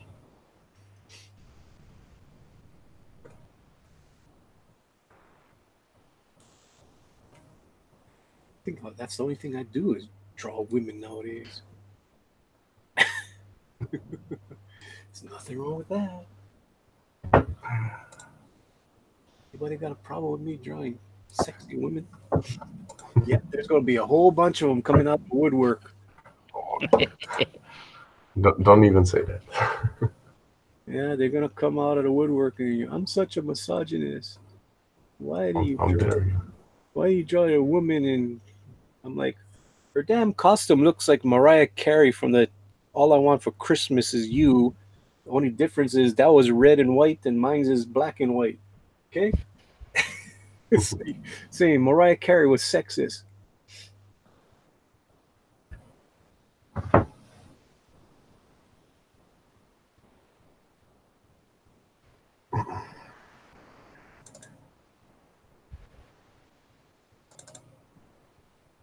Man, I'm gonna show you what got me so pissed off last night.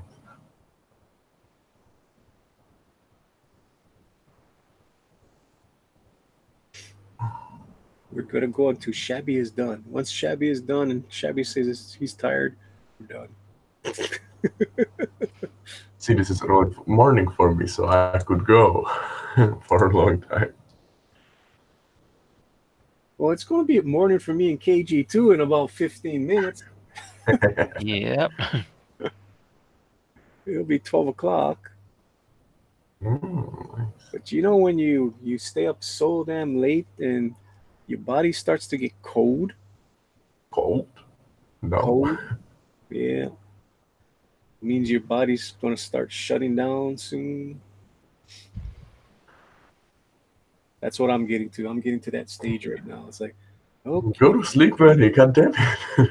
No, I will finish my little chibi first so I can tweet this out. And it's going to be my thumbnail. That's one thing I do is at the end of my shows, I always make sure I fix my thumbnail. That way you get people to come and watch your show, Shabby. Don't just leave a crappy thumbnail on your videos. You know, if you want people to come back to watch your show, make sure you got a good thumbnail. You know, put some effort into it. You see a lot of people don't put any effort into it after they finish their show. No, because what if, okay, so what if I had KG was the last thing that would be on my screen? You know, KG is cool and everything, but people are going to run screaming. Does that have anything to do with what was my title to my show tonight? So it's something that, you know, just take a little bit of time. Make your thumbnails better. If you're not fixing your thumbnails after the stream. You know, sometimes it takes a little longer. Sometimes it takes like 30 minutes before you can actually change your thumbnail. But most of the time, it's within 2 minutes you can start changing your thumbnail. And it's not hard. See, I get most of my viewers live.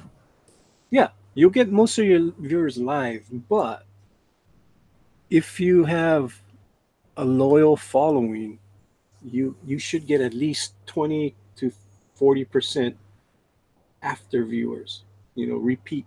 You know, after it's done. So I have a lot of after it's done because of my time slot. My time slot is so horrible.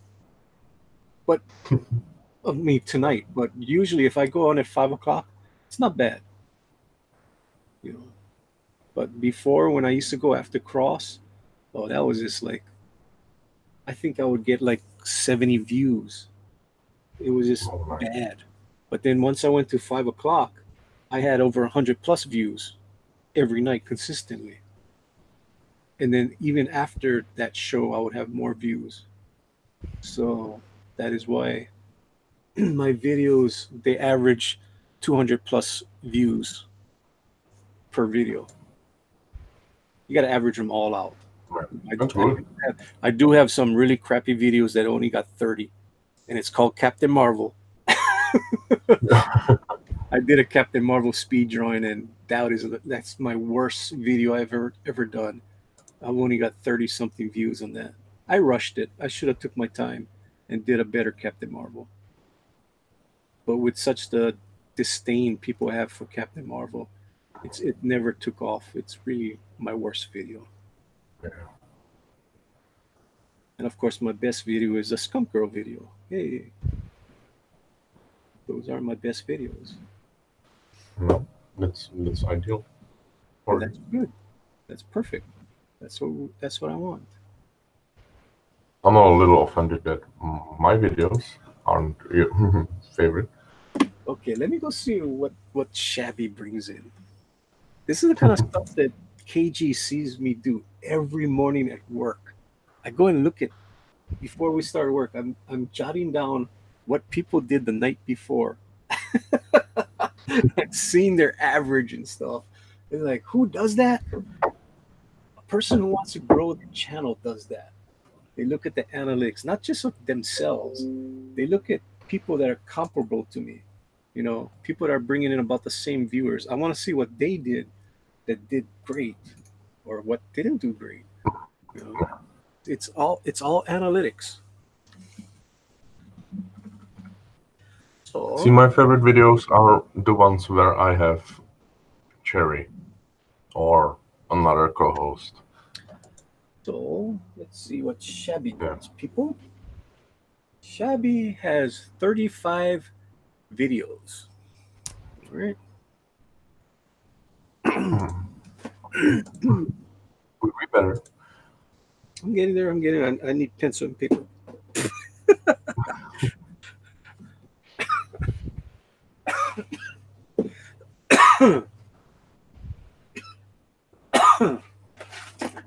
Oh, darn it. Okay, so Shabby has 104 subscribers, which is Nice. pretty cool because he's not out there advertising himself yet. He needs to advertise himself more. All right. How do you do that though? I mean, Coming on my show, coming on John's show, going on all kinds of people. Ooh, drawing and renting. Oh, I need to watch that. With Shabby and Rising. All right. So see, that was a little bit of a clickbait title. then I go to About, and Shabby has total views 1,438. So what you do is you just divide that. Then you can see how much views per video Shabby has. It's not much. It's gonna be like Let me be the judge of that. I can tell you if it's not much or you're on your way.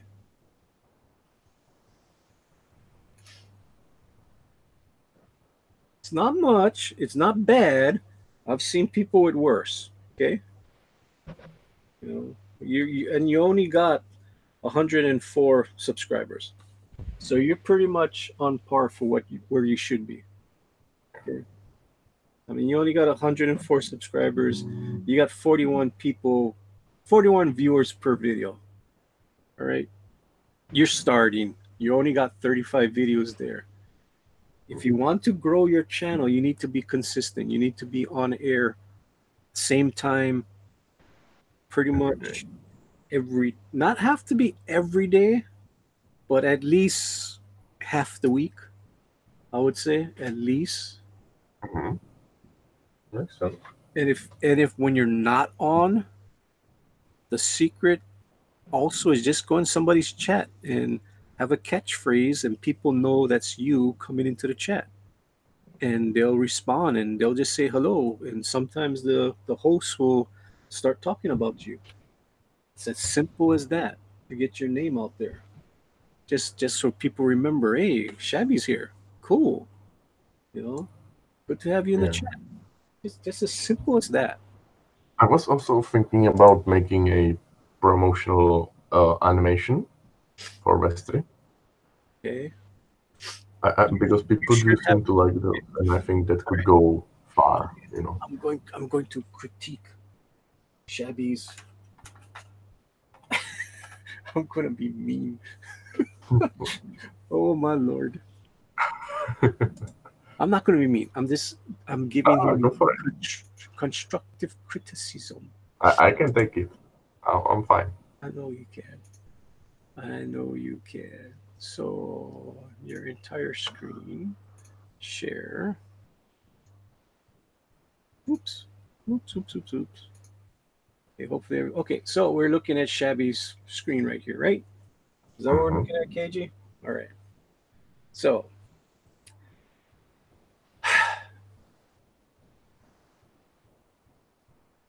that is Shabby's, and let's bring up GoodDogPress, and let's see the differences.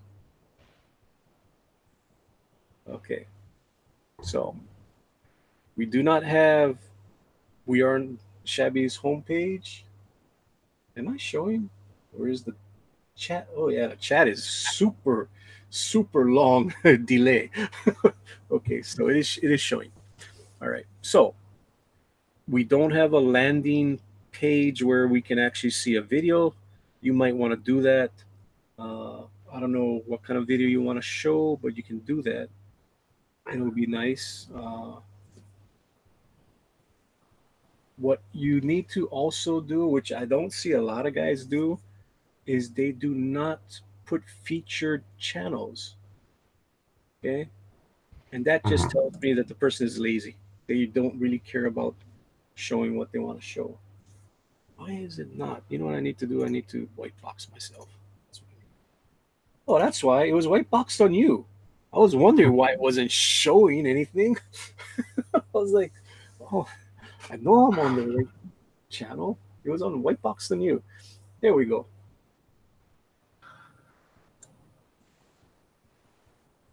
Hey, Rebel Gaming, how you doing?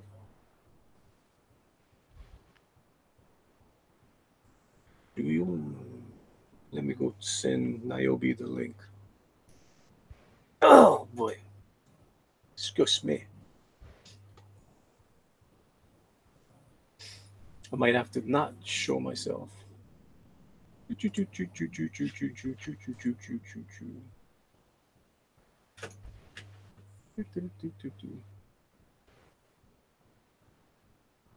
So it's. Uh-oh. I should not be in there. I think you might be showing more than you'd like. No, what I need to do is unwhite box myself. Okay, there we go. So, and I will white box Jacob again. So I can go back into my Twitter. Like, no, you guys don't need to see who the hell I know and who I'm gonna be sending stuff to and where that person is. That was funny. It's like, oh, I shouldn't be doing that. Don't want to be a boomer here. Give out the hangouts and stuff. No boomer. And what's fun is if Niobe comes up here, he can tell us all about that secret little chat that they did last night and who came up with putting that handprint on the butt. Since he was there.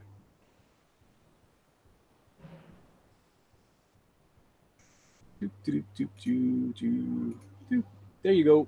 Niobe, you got it. If you want to come on. You don't have to come on. You don't want to. So let's get back to Mr. Jacob. Okay. All right. So entire screen share.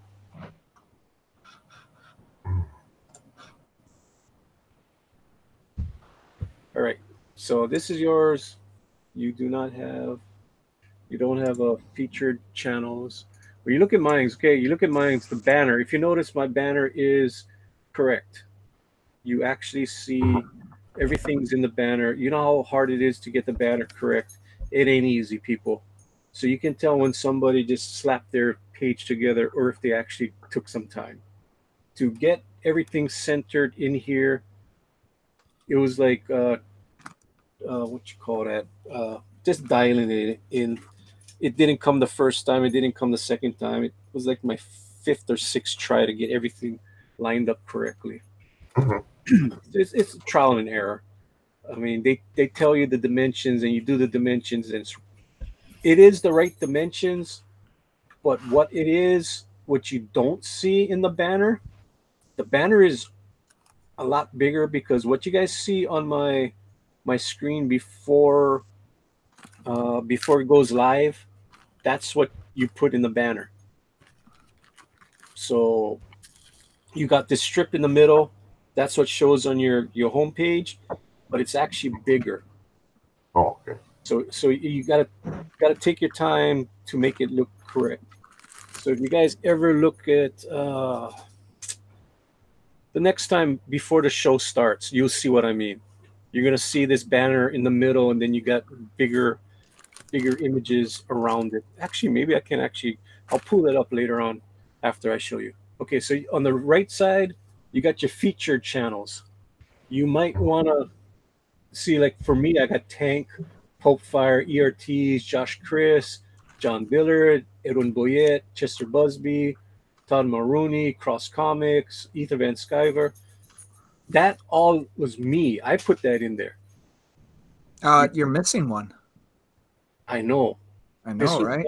about 4 months ago, but what I can do right now is I can put Niobe Comics in there. I'm just kidding, man.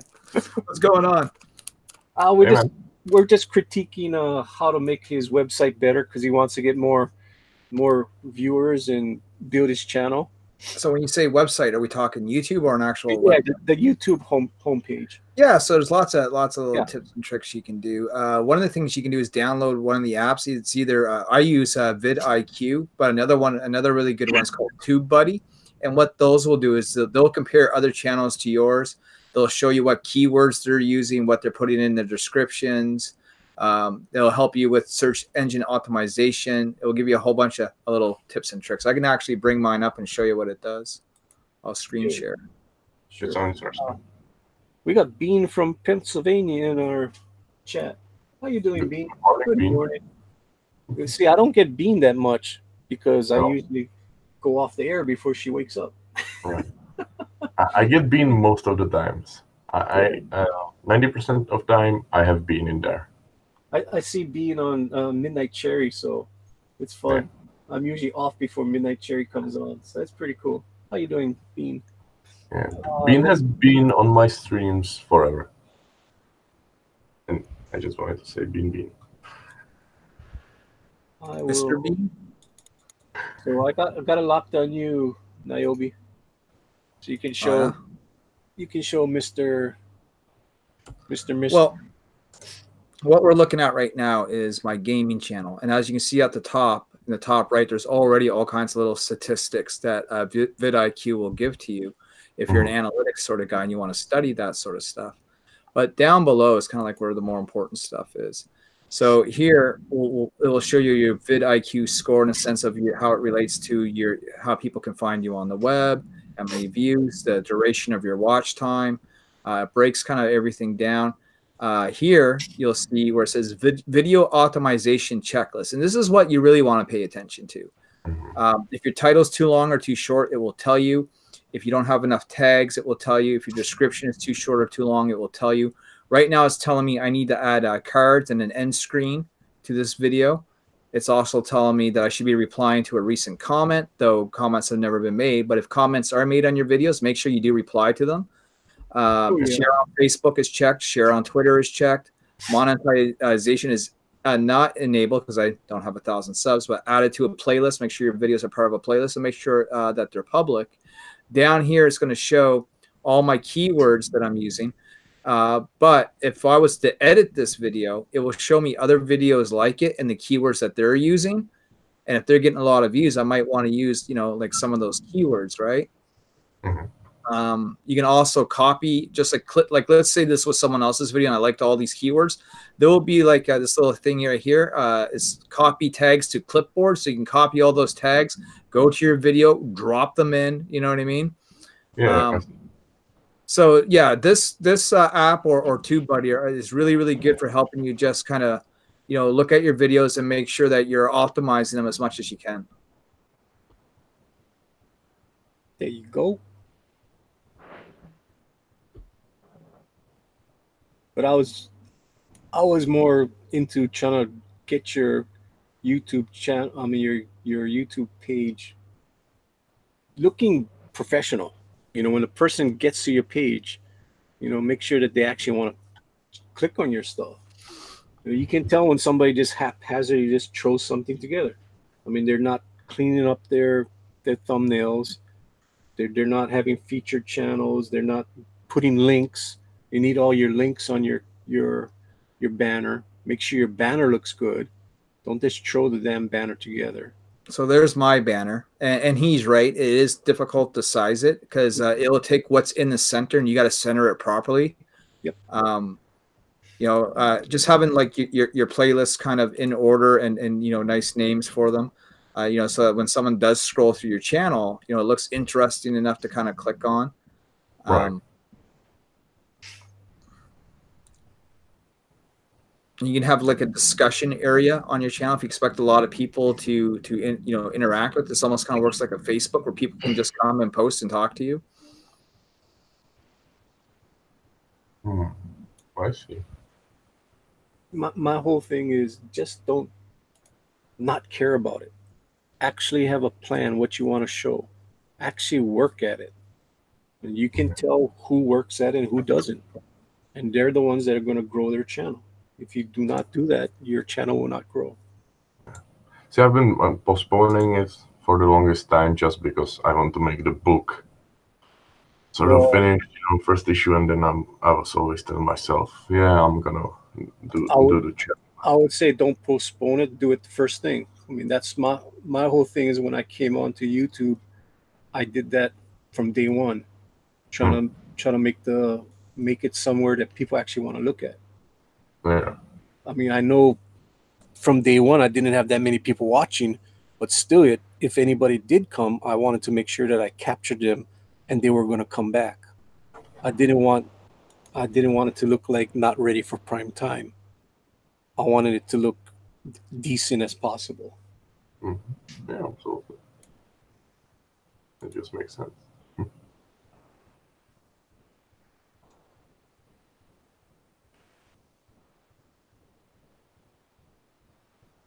And I'm still a lower tier nobody. Welcome to my world, sir. You know, but with myself going on to Niobe and, you know, opening myself up to newer people that I would never have met before, you know, I can't just stay on my channel. I can't just stay on John's channel, Cross's channel. I need to open myself up to newer people. Even if the person is a smaller channel, you still want to go on their channel, Shabby. You know, even if the person only has like 20 viewers, you still want to go on there because you might just pick up one or two that's going to be loyal to you now. So that's two people that you never had before. I'm always down to go visit. Yeah, always visit, always make a good impression. Make the host look good. If you can make the host look good, the host is going to be good to you, and they'll help you out. So did I mention how buff Manny is? Yeah, but if you be a person that goes on there and just going to promote yourself, they're not going to ask you back. That's what I mean by make the host look good. Don't be a pest. You know, if the host tells you, like I go on Niobe's program and he'll go, hey Manny, don't you have something that you're promoting right now? Don't you have a book coming out? He gives me the opportunity to show for myself. But now if I was the kind of guy that just went on Niobe's program, jumped on there for only 5 minutes and just talked about SkunkGirl and said, oh, I gotta go, He wants me back on the show. I'm not making him look good. I'm just being an ass. And I see it happen over and over and over again. I'm like, are these people for real? It's like, you guys are nobodies and you guys are making like you guys are the hottest thing in the world. We're like, no, you're not. Be there for Niobe, be there for me, come on the show, hang out for half an hour, and guaranteed the host is going to let you shine. I'm going to tell you, hey, what are you working on? Tell me about your book there, Shabby. Yeah. And that would answer, Mm-hmm. And it's fun because I definitely would never sort of try to steal my spotlight. I think it's just rude. I've been raised better than that.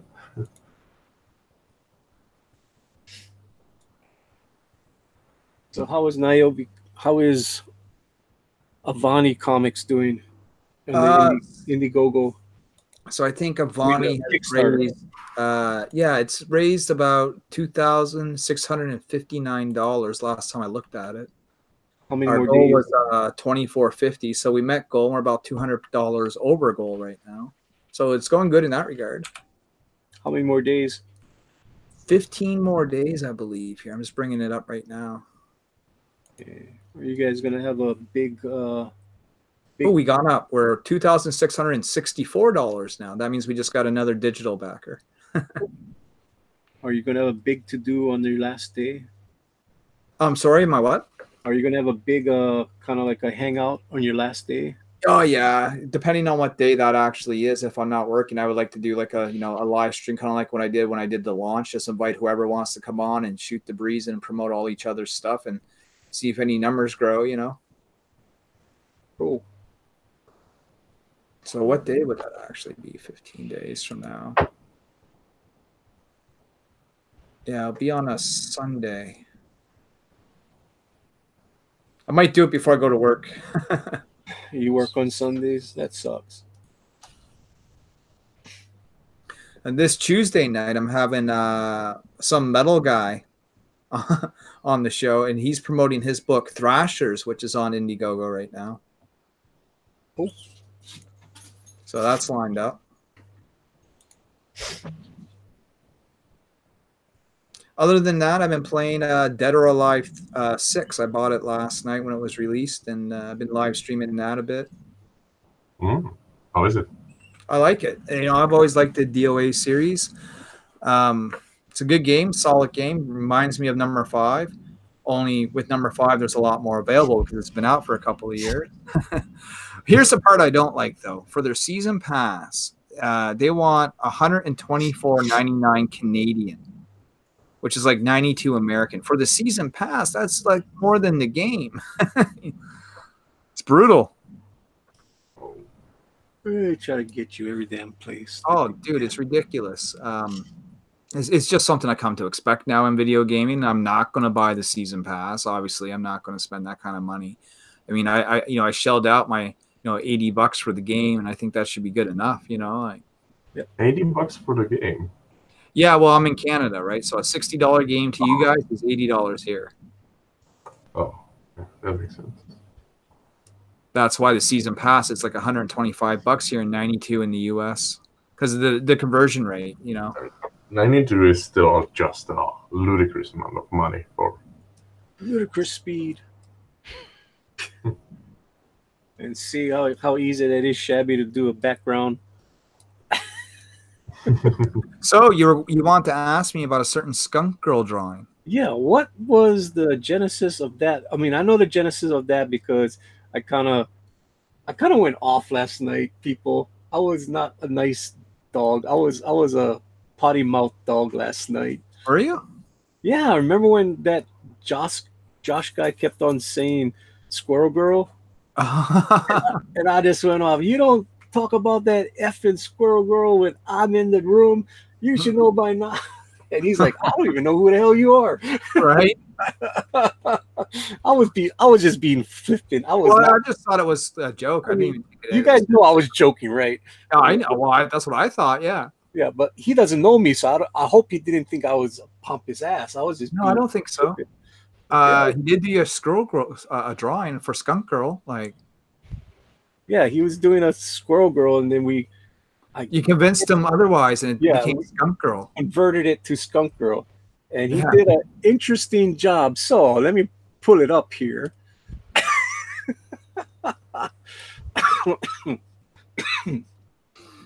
Oh, I'm still coughing. I have not gotten rid of that cough yet. So this is what Yeah, that's it. like, what the hell? Who?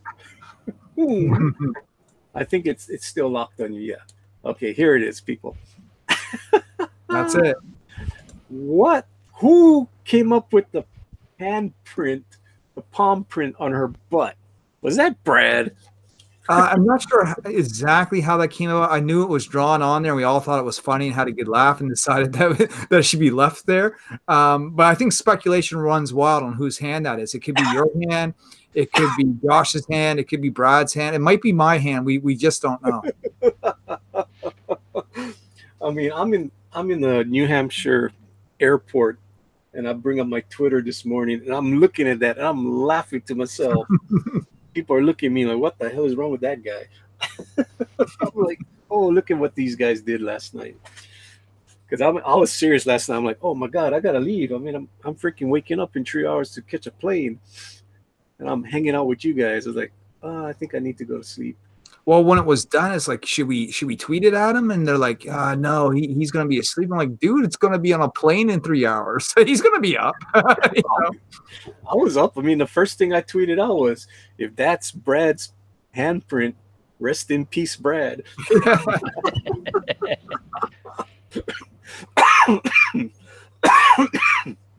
I mean, I was tickled pink when I saw it. I mean, I love all the fan art. And I bet you do the same thing when you get your Niobe fan art. Oh yeah, I always post it up. Always. It's a great feeling, people, when you create something and someone that you don't even know creates some artwork because they have faith in the character, and it is something that looks cool that they want to draw. It's great. I can't believe it. Yeah, that someone would take the time and effort to draw something that you created is always flattering. Oh yeah. So when he was drawing it, was there a consensus to make her butt that big? Well, you know what? I tried to tell them not to do it, right? I'm like, she's not Kim Kardashian. Like, I get it. She's a curvy girl, but I was actually trying to get them to slim it down. And another guy, I think it was Terrier, I'm not sure who it was, he's like, don't you dare make that smaller. So I didn't get my wish. You know what? I'm down with it. It don't matter to me. It's cool. It's like I said. I mean, it's just another artist's interpretation, and I live with it. It's cool. I'm never gonna say that's wrong. This is just a different version, and it's cool as hell. So there was the but. I was like, yeah, I don't know about that. But then I was like, Josh, don't ever, because he, we're talking about him maybe drawing Niobe down the road. Nothing's finalized, but we're looking into options. And I was like, if you draw Niobe, Josh, her mouth, her lips can't be that big, brother.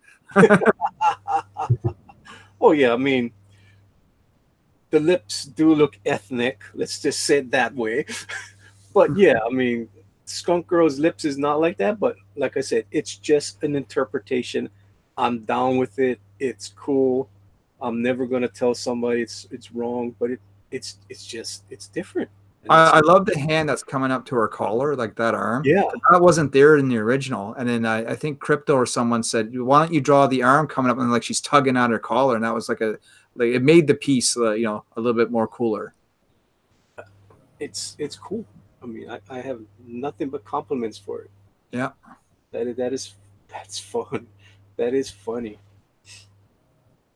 and I like it. It's just. It's a trip, people. When you guys make you guys own IP and you see somebody draw your IP and you're not asking them to do it, it trips you out every time. I get tripped out on it. I mean, I'm humbled that people actually take their time to do something like this. It's a great feeling. It is a super great feeling. I can't explain it better than that. So who are these gentlemen I'm on with here? We have Jacob and we have Kay. Okay, so you got the Mighty Wrench. Manny's Mighty Wrench is in the house. KG. So he is only K tonight. I don't know why he did K. Gotcha. This is KG, the Mighty Wrench. That is the avatar that you see, and then the other avatar you see is, or at least he does have his little shabby there. This is Jacob. This is the this is the YouTube star that Pope Fire swans over. Oh, okay. I thought she swan over Booster Kiwi. Yeah, Nah. She likes Booster, but she don't make a fuss of him anymore. It's Jacob. Jacob is the most handsome man in Comic Ski. I heard that was Josh Spencer. I saw That's it. what Tom Wallace says, anyway. Well, trying to like my mental. This chibi you're drawing now looks pretty handsome. Oh, this one. See, this one's gonna be kind of interesting. I was thinking doing it animated, this one, and make it into my videos. What do you think? Yeah, I mean, I have absolutely no skill in drawing whatsoever, so I always say to the artist, "What you think looks best." You know, I think this is sort of like a good midway between really simple, so it's animatable, and still, I don't know, mine in a way. oh boy, man, I only wish I had the skill to be able to draw my own stuff. You know, I bet you got skills. I mean, I can draw well enough to say, "Here, this is what I want. Make it cooler." You know, that's about it. Got Matt Cawson in the house. Yeah, in the damn chat. Go to sleep, you night owls. Yeah, I should be asleep, Matt. I'm the moron that's been up for how many hours in a row. This is not cool. It's like 6:20 a.m. for me. Yeah, 6:20 a.m. I was in an airport yesterday morning. I was on Larry's time zone yesterday morning. Well, I work nights. I work graveyards, so I'm always up this time of night anyway. I rarely see the sun. I'm like a vampire. Yeah, I told everybody I was going to come back and live stream tomorrow on March 2nd, but I was like, no way. I'm going to come home. I'm going to do some live streams. Now, if my wife was home, I would not have live streamed tonight. I would have spent time with her. But since she's still on the mainland, that is why I said, screw it. I'll go live stream. Why not? This is what I've been live streaming. In fact, you caught me right before I was going to go on again and maybe live stream for an hour. You got some fighting? Oh, is that the DOA? Yeah, that's the new DOA 6 right there. How's the physics?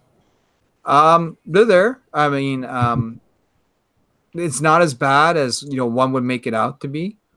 I mean, in number 5, you kind of had like this option where you could just make them move or something. That is not in here. If they're looking for that particular option, that is not here. But there's a little bit of bounce. Not gonna lie. Matt, you did. I got one question from Matt. You did win the Drawn and Quarter this week, didn't you, Matt?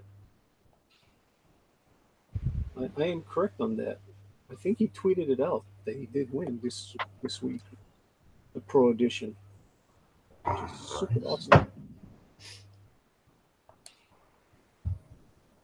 Very nice piece of Captain Marvel, the original Captain Marvel, not the fake Captain Marvel that we have now.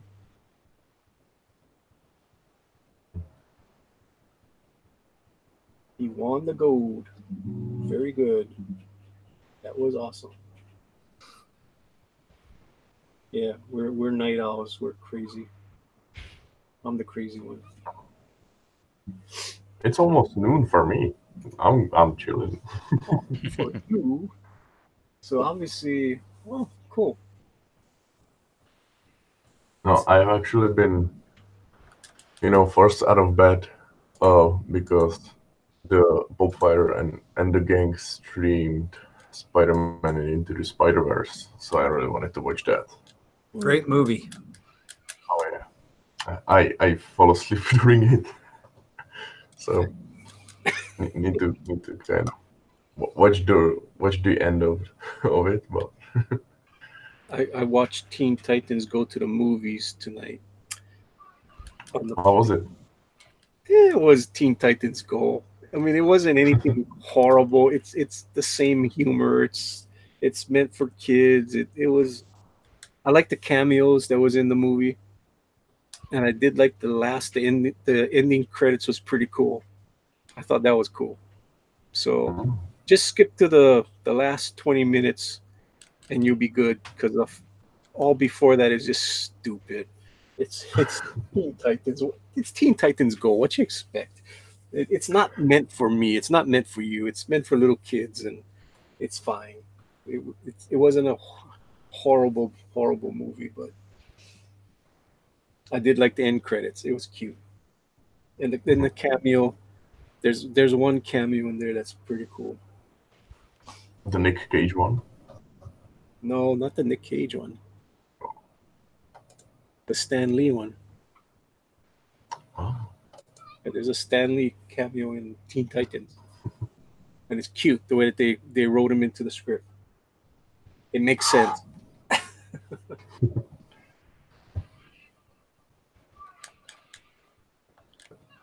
So I do not know if I ever played this Dead or Alive. I don't remember. Mhm. I'm all about the Christie. That's the girl I'm using right now. That's the Texas one, right? Well, I don't know if she's from Texas, but she's like a snake style sort of kung fu assassin type.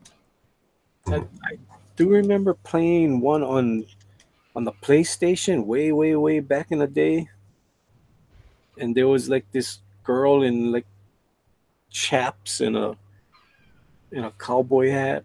Yeah, that's Tina Armstrong. Oh, okay, so it's not wrong. That's this game. She's in this game. She's in the game, right? Yeah. I remember playing that girl. We're talking years and years ago. Probably DOA 2. I remember my friend would come over to my house and we would play Tekken. Which Tekken was it? Tekken's my favorite fighting game of all time. Playing Tekken all night long. And there was actually an X-Men fighting game that was super good. Oh, on the Xbox. I mean, not Xbox, PlayStation 2. And we played it, and that was such a fun game. And it pretty much was all the X-Men at the time. You could play and just fight each other. And you could actually get different costumes, unlock the original costumes and stuff like that. Oh, it was super. The Capcom X-Men. It was X-Men. Oh, what the hell? I'll go look it up. That's a long title. Was that? A long title. No, it wasn't. It wasn't. X-Men. It wasn't. It was X-Men something. What the hell was it called? I can Google it right now. PlayStation 2. Yeah, it's 2 X-Men.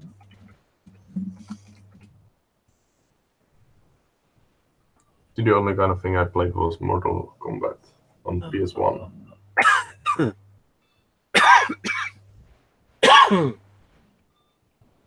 Next Dimension. That was a cool freaking game.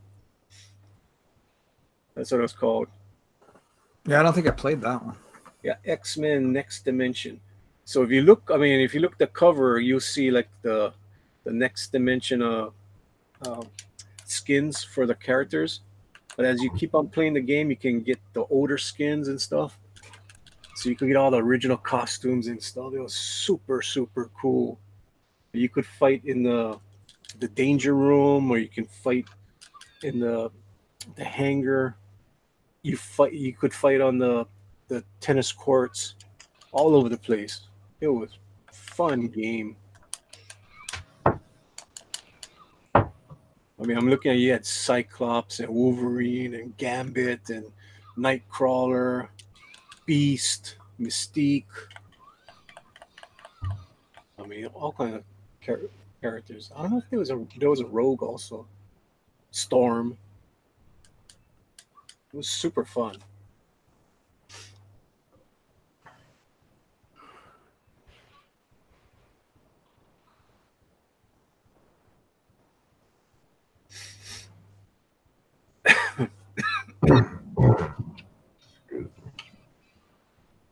That was PlayStation 2, so that was a long time ago. Damn. Many, many years ago. Many moons ago in a galaxy far, far away. Oh, yes, sir. Like I said, I used to be a big gamer. I used to play so much games before. So glad I don't now. At least now I can do my hard work. Okay. Oh boy. Just imagine what would we do without SkunkGirl? I mean, Exactly. If I didn't stop playing video games, I would not have a SkunkGirl. you could have been playing Mortal Kombat or any other old deals. And Big old the world would be without the stinky superhero. I wouldn't be drawing cute little chibis like this. Well, I didn't. How was? Oh, Manny, I always meant to ask you. You know, Yes. how was the convention? How was Amazing Con? Well, it wasn't the best. No, look No. like you're having a good time. Well, yeah, I had a good time, but if I was there to make money, that wasn't happening. That was not a con that was making a lot of money for anyone. Yeah, that's for sure. It's just it was the wrong time of the year. So financially, not that good. I gotcha. Yeah, not that good, but it will pay off eventually because I did get that wonderful drawing sketch from Chad Harding, so that was worth it. That was this one, which I got permission to use for promotional use, so I can use that as much as I want. So it's a good it was a good investment. And I have another sketch that should be coming in. It's a local artist that's going to be doing a SkunkGirl also for me. So that's good stuff. I mean, go there, talk story with other artists. I got to hang out with Edwin for a good half an hour to maybe an hour. That was fun.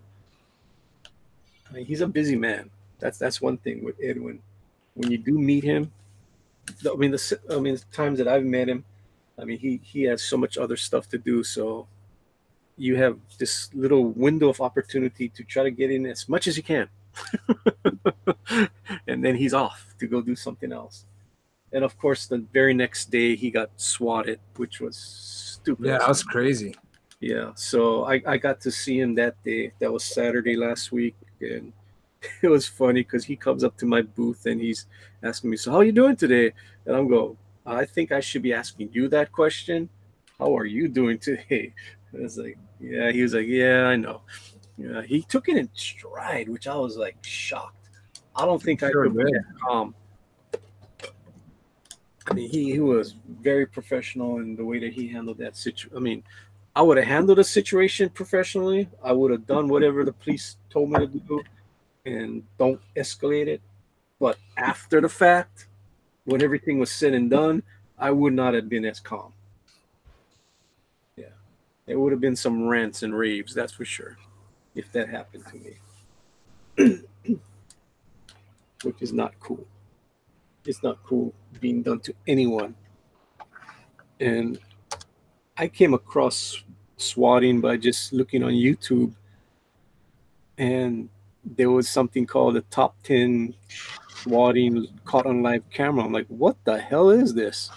Oh yeah, well, it's something that was is used a lot in the gaming world. Yeah, I was So like, people would like be running like live Twitch streams and stuff and get like swatted live on air for someone's ha-has. You know what I mean? yeah, that's just wrong. And it's dangerous, very dangerous. Super dangerous, because some of these gamers don't get that they should just stay there and just be calm and just let the thing play out. I've seen guys try to jump out of windows and stuff. It's like, oh, dude, don't do that. You're gonna get shot. Then for sure the police are gonna think that you're in the wrong. You don't want to do that kind of crap. Just go along with it and just answer the questions and be professional and just get through the inconvenience. It's a shitty inconvenience, that's for sure. But there is no reason to lose your life or get messed up because of some dumbass out in the world, wants to have their jollies by, yeah, let's go swat him. No, that's just wrong. It's wrong, people. Wrong, wrong, wrong.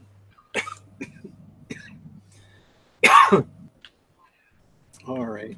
So, Jacob, have you finished your drawing? Which one do you mean? No. That means yes. He's finished his Yes. drawing. That way I can say, okay, Jacob, where can we find you? Oh, Sounds like he's ending the show. Well, you guys, no. I gotta end the show. I can feel my voice going, and it was something that I just wanted to come on, pop on here, have some fun with you guys. Didn't expect to go this long tonight, anyways. Ooh, how long have I been on? For a nice few couple of hours. Yeah. I think like 4. Well, I'm getting back into the swing of things. I know for sure tomorrow night, if I'm not on my channel tomorrow night, that's another reason too. I want to jump on tonight. If I'm not here, I'll most likely will be on Pope Fire tomorrow night. We'll see each other there. Are you going to be on her at the altar? Oh yeah, I'm always there. What's the topic tomorrow? The topic. Oh, they changed it last minute. And it's Spider-Verse. So you Really? yeah. What the hell? What is wrong? It was going to be like kids or sidekicks, something like that. And Spider-Person is not a team. Oh, I know I'm going to get a lot of rewatch with this cute little chibi. That's for sure. So, Oh, definitely. to you out there, Mr. You Know Who You Are, thank you for making such a cute little chibi. Like, everybody knows who it is, but I'm waiting for that person to come out and say who he is. Now you're off to make, best 3 chibi. Go. Go. I'll ink it for you if you want. How is that chibi looking? Did you show it? Yeah. Did you show it again? I'll tweet it to you if you want. Oh, yeah, send it to me, of course. I included her in our almost wall of chibis basically now. So I'm gonna be reading that. Santa even doesn't know who it is, Manny. You should tell him. Who's the mysterious artist? Okay, I'm not gonna tell who the mysterious artist is until that person wants to tell the world who that mysterious artist is. Like I said, people that run in our circles already know who it is. But you did great with the colors. They're amazing. Santa Raven says, I don't know who it is. Did Rick draw it? Oh man. I will resist from drawing the way Rick would draw it. You know what would happen? And this is just an observance. Rick torsos are sometimes okay. You okay over there? Yeah, I'm just coughing. Okay, so Rick's torsos are okay. He loses it when he gets to the face. I've also seen him elongate legs.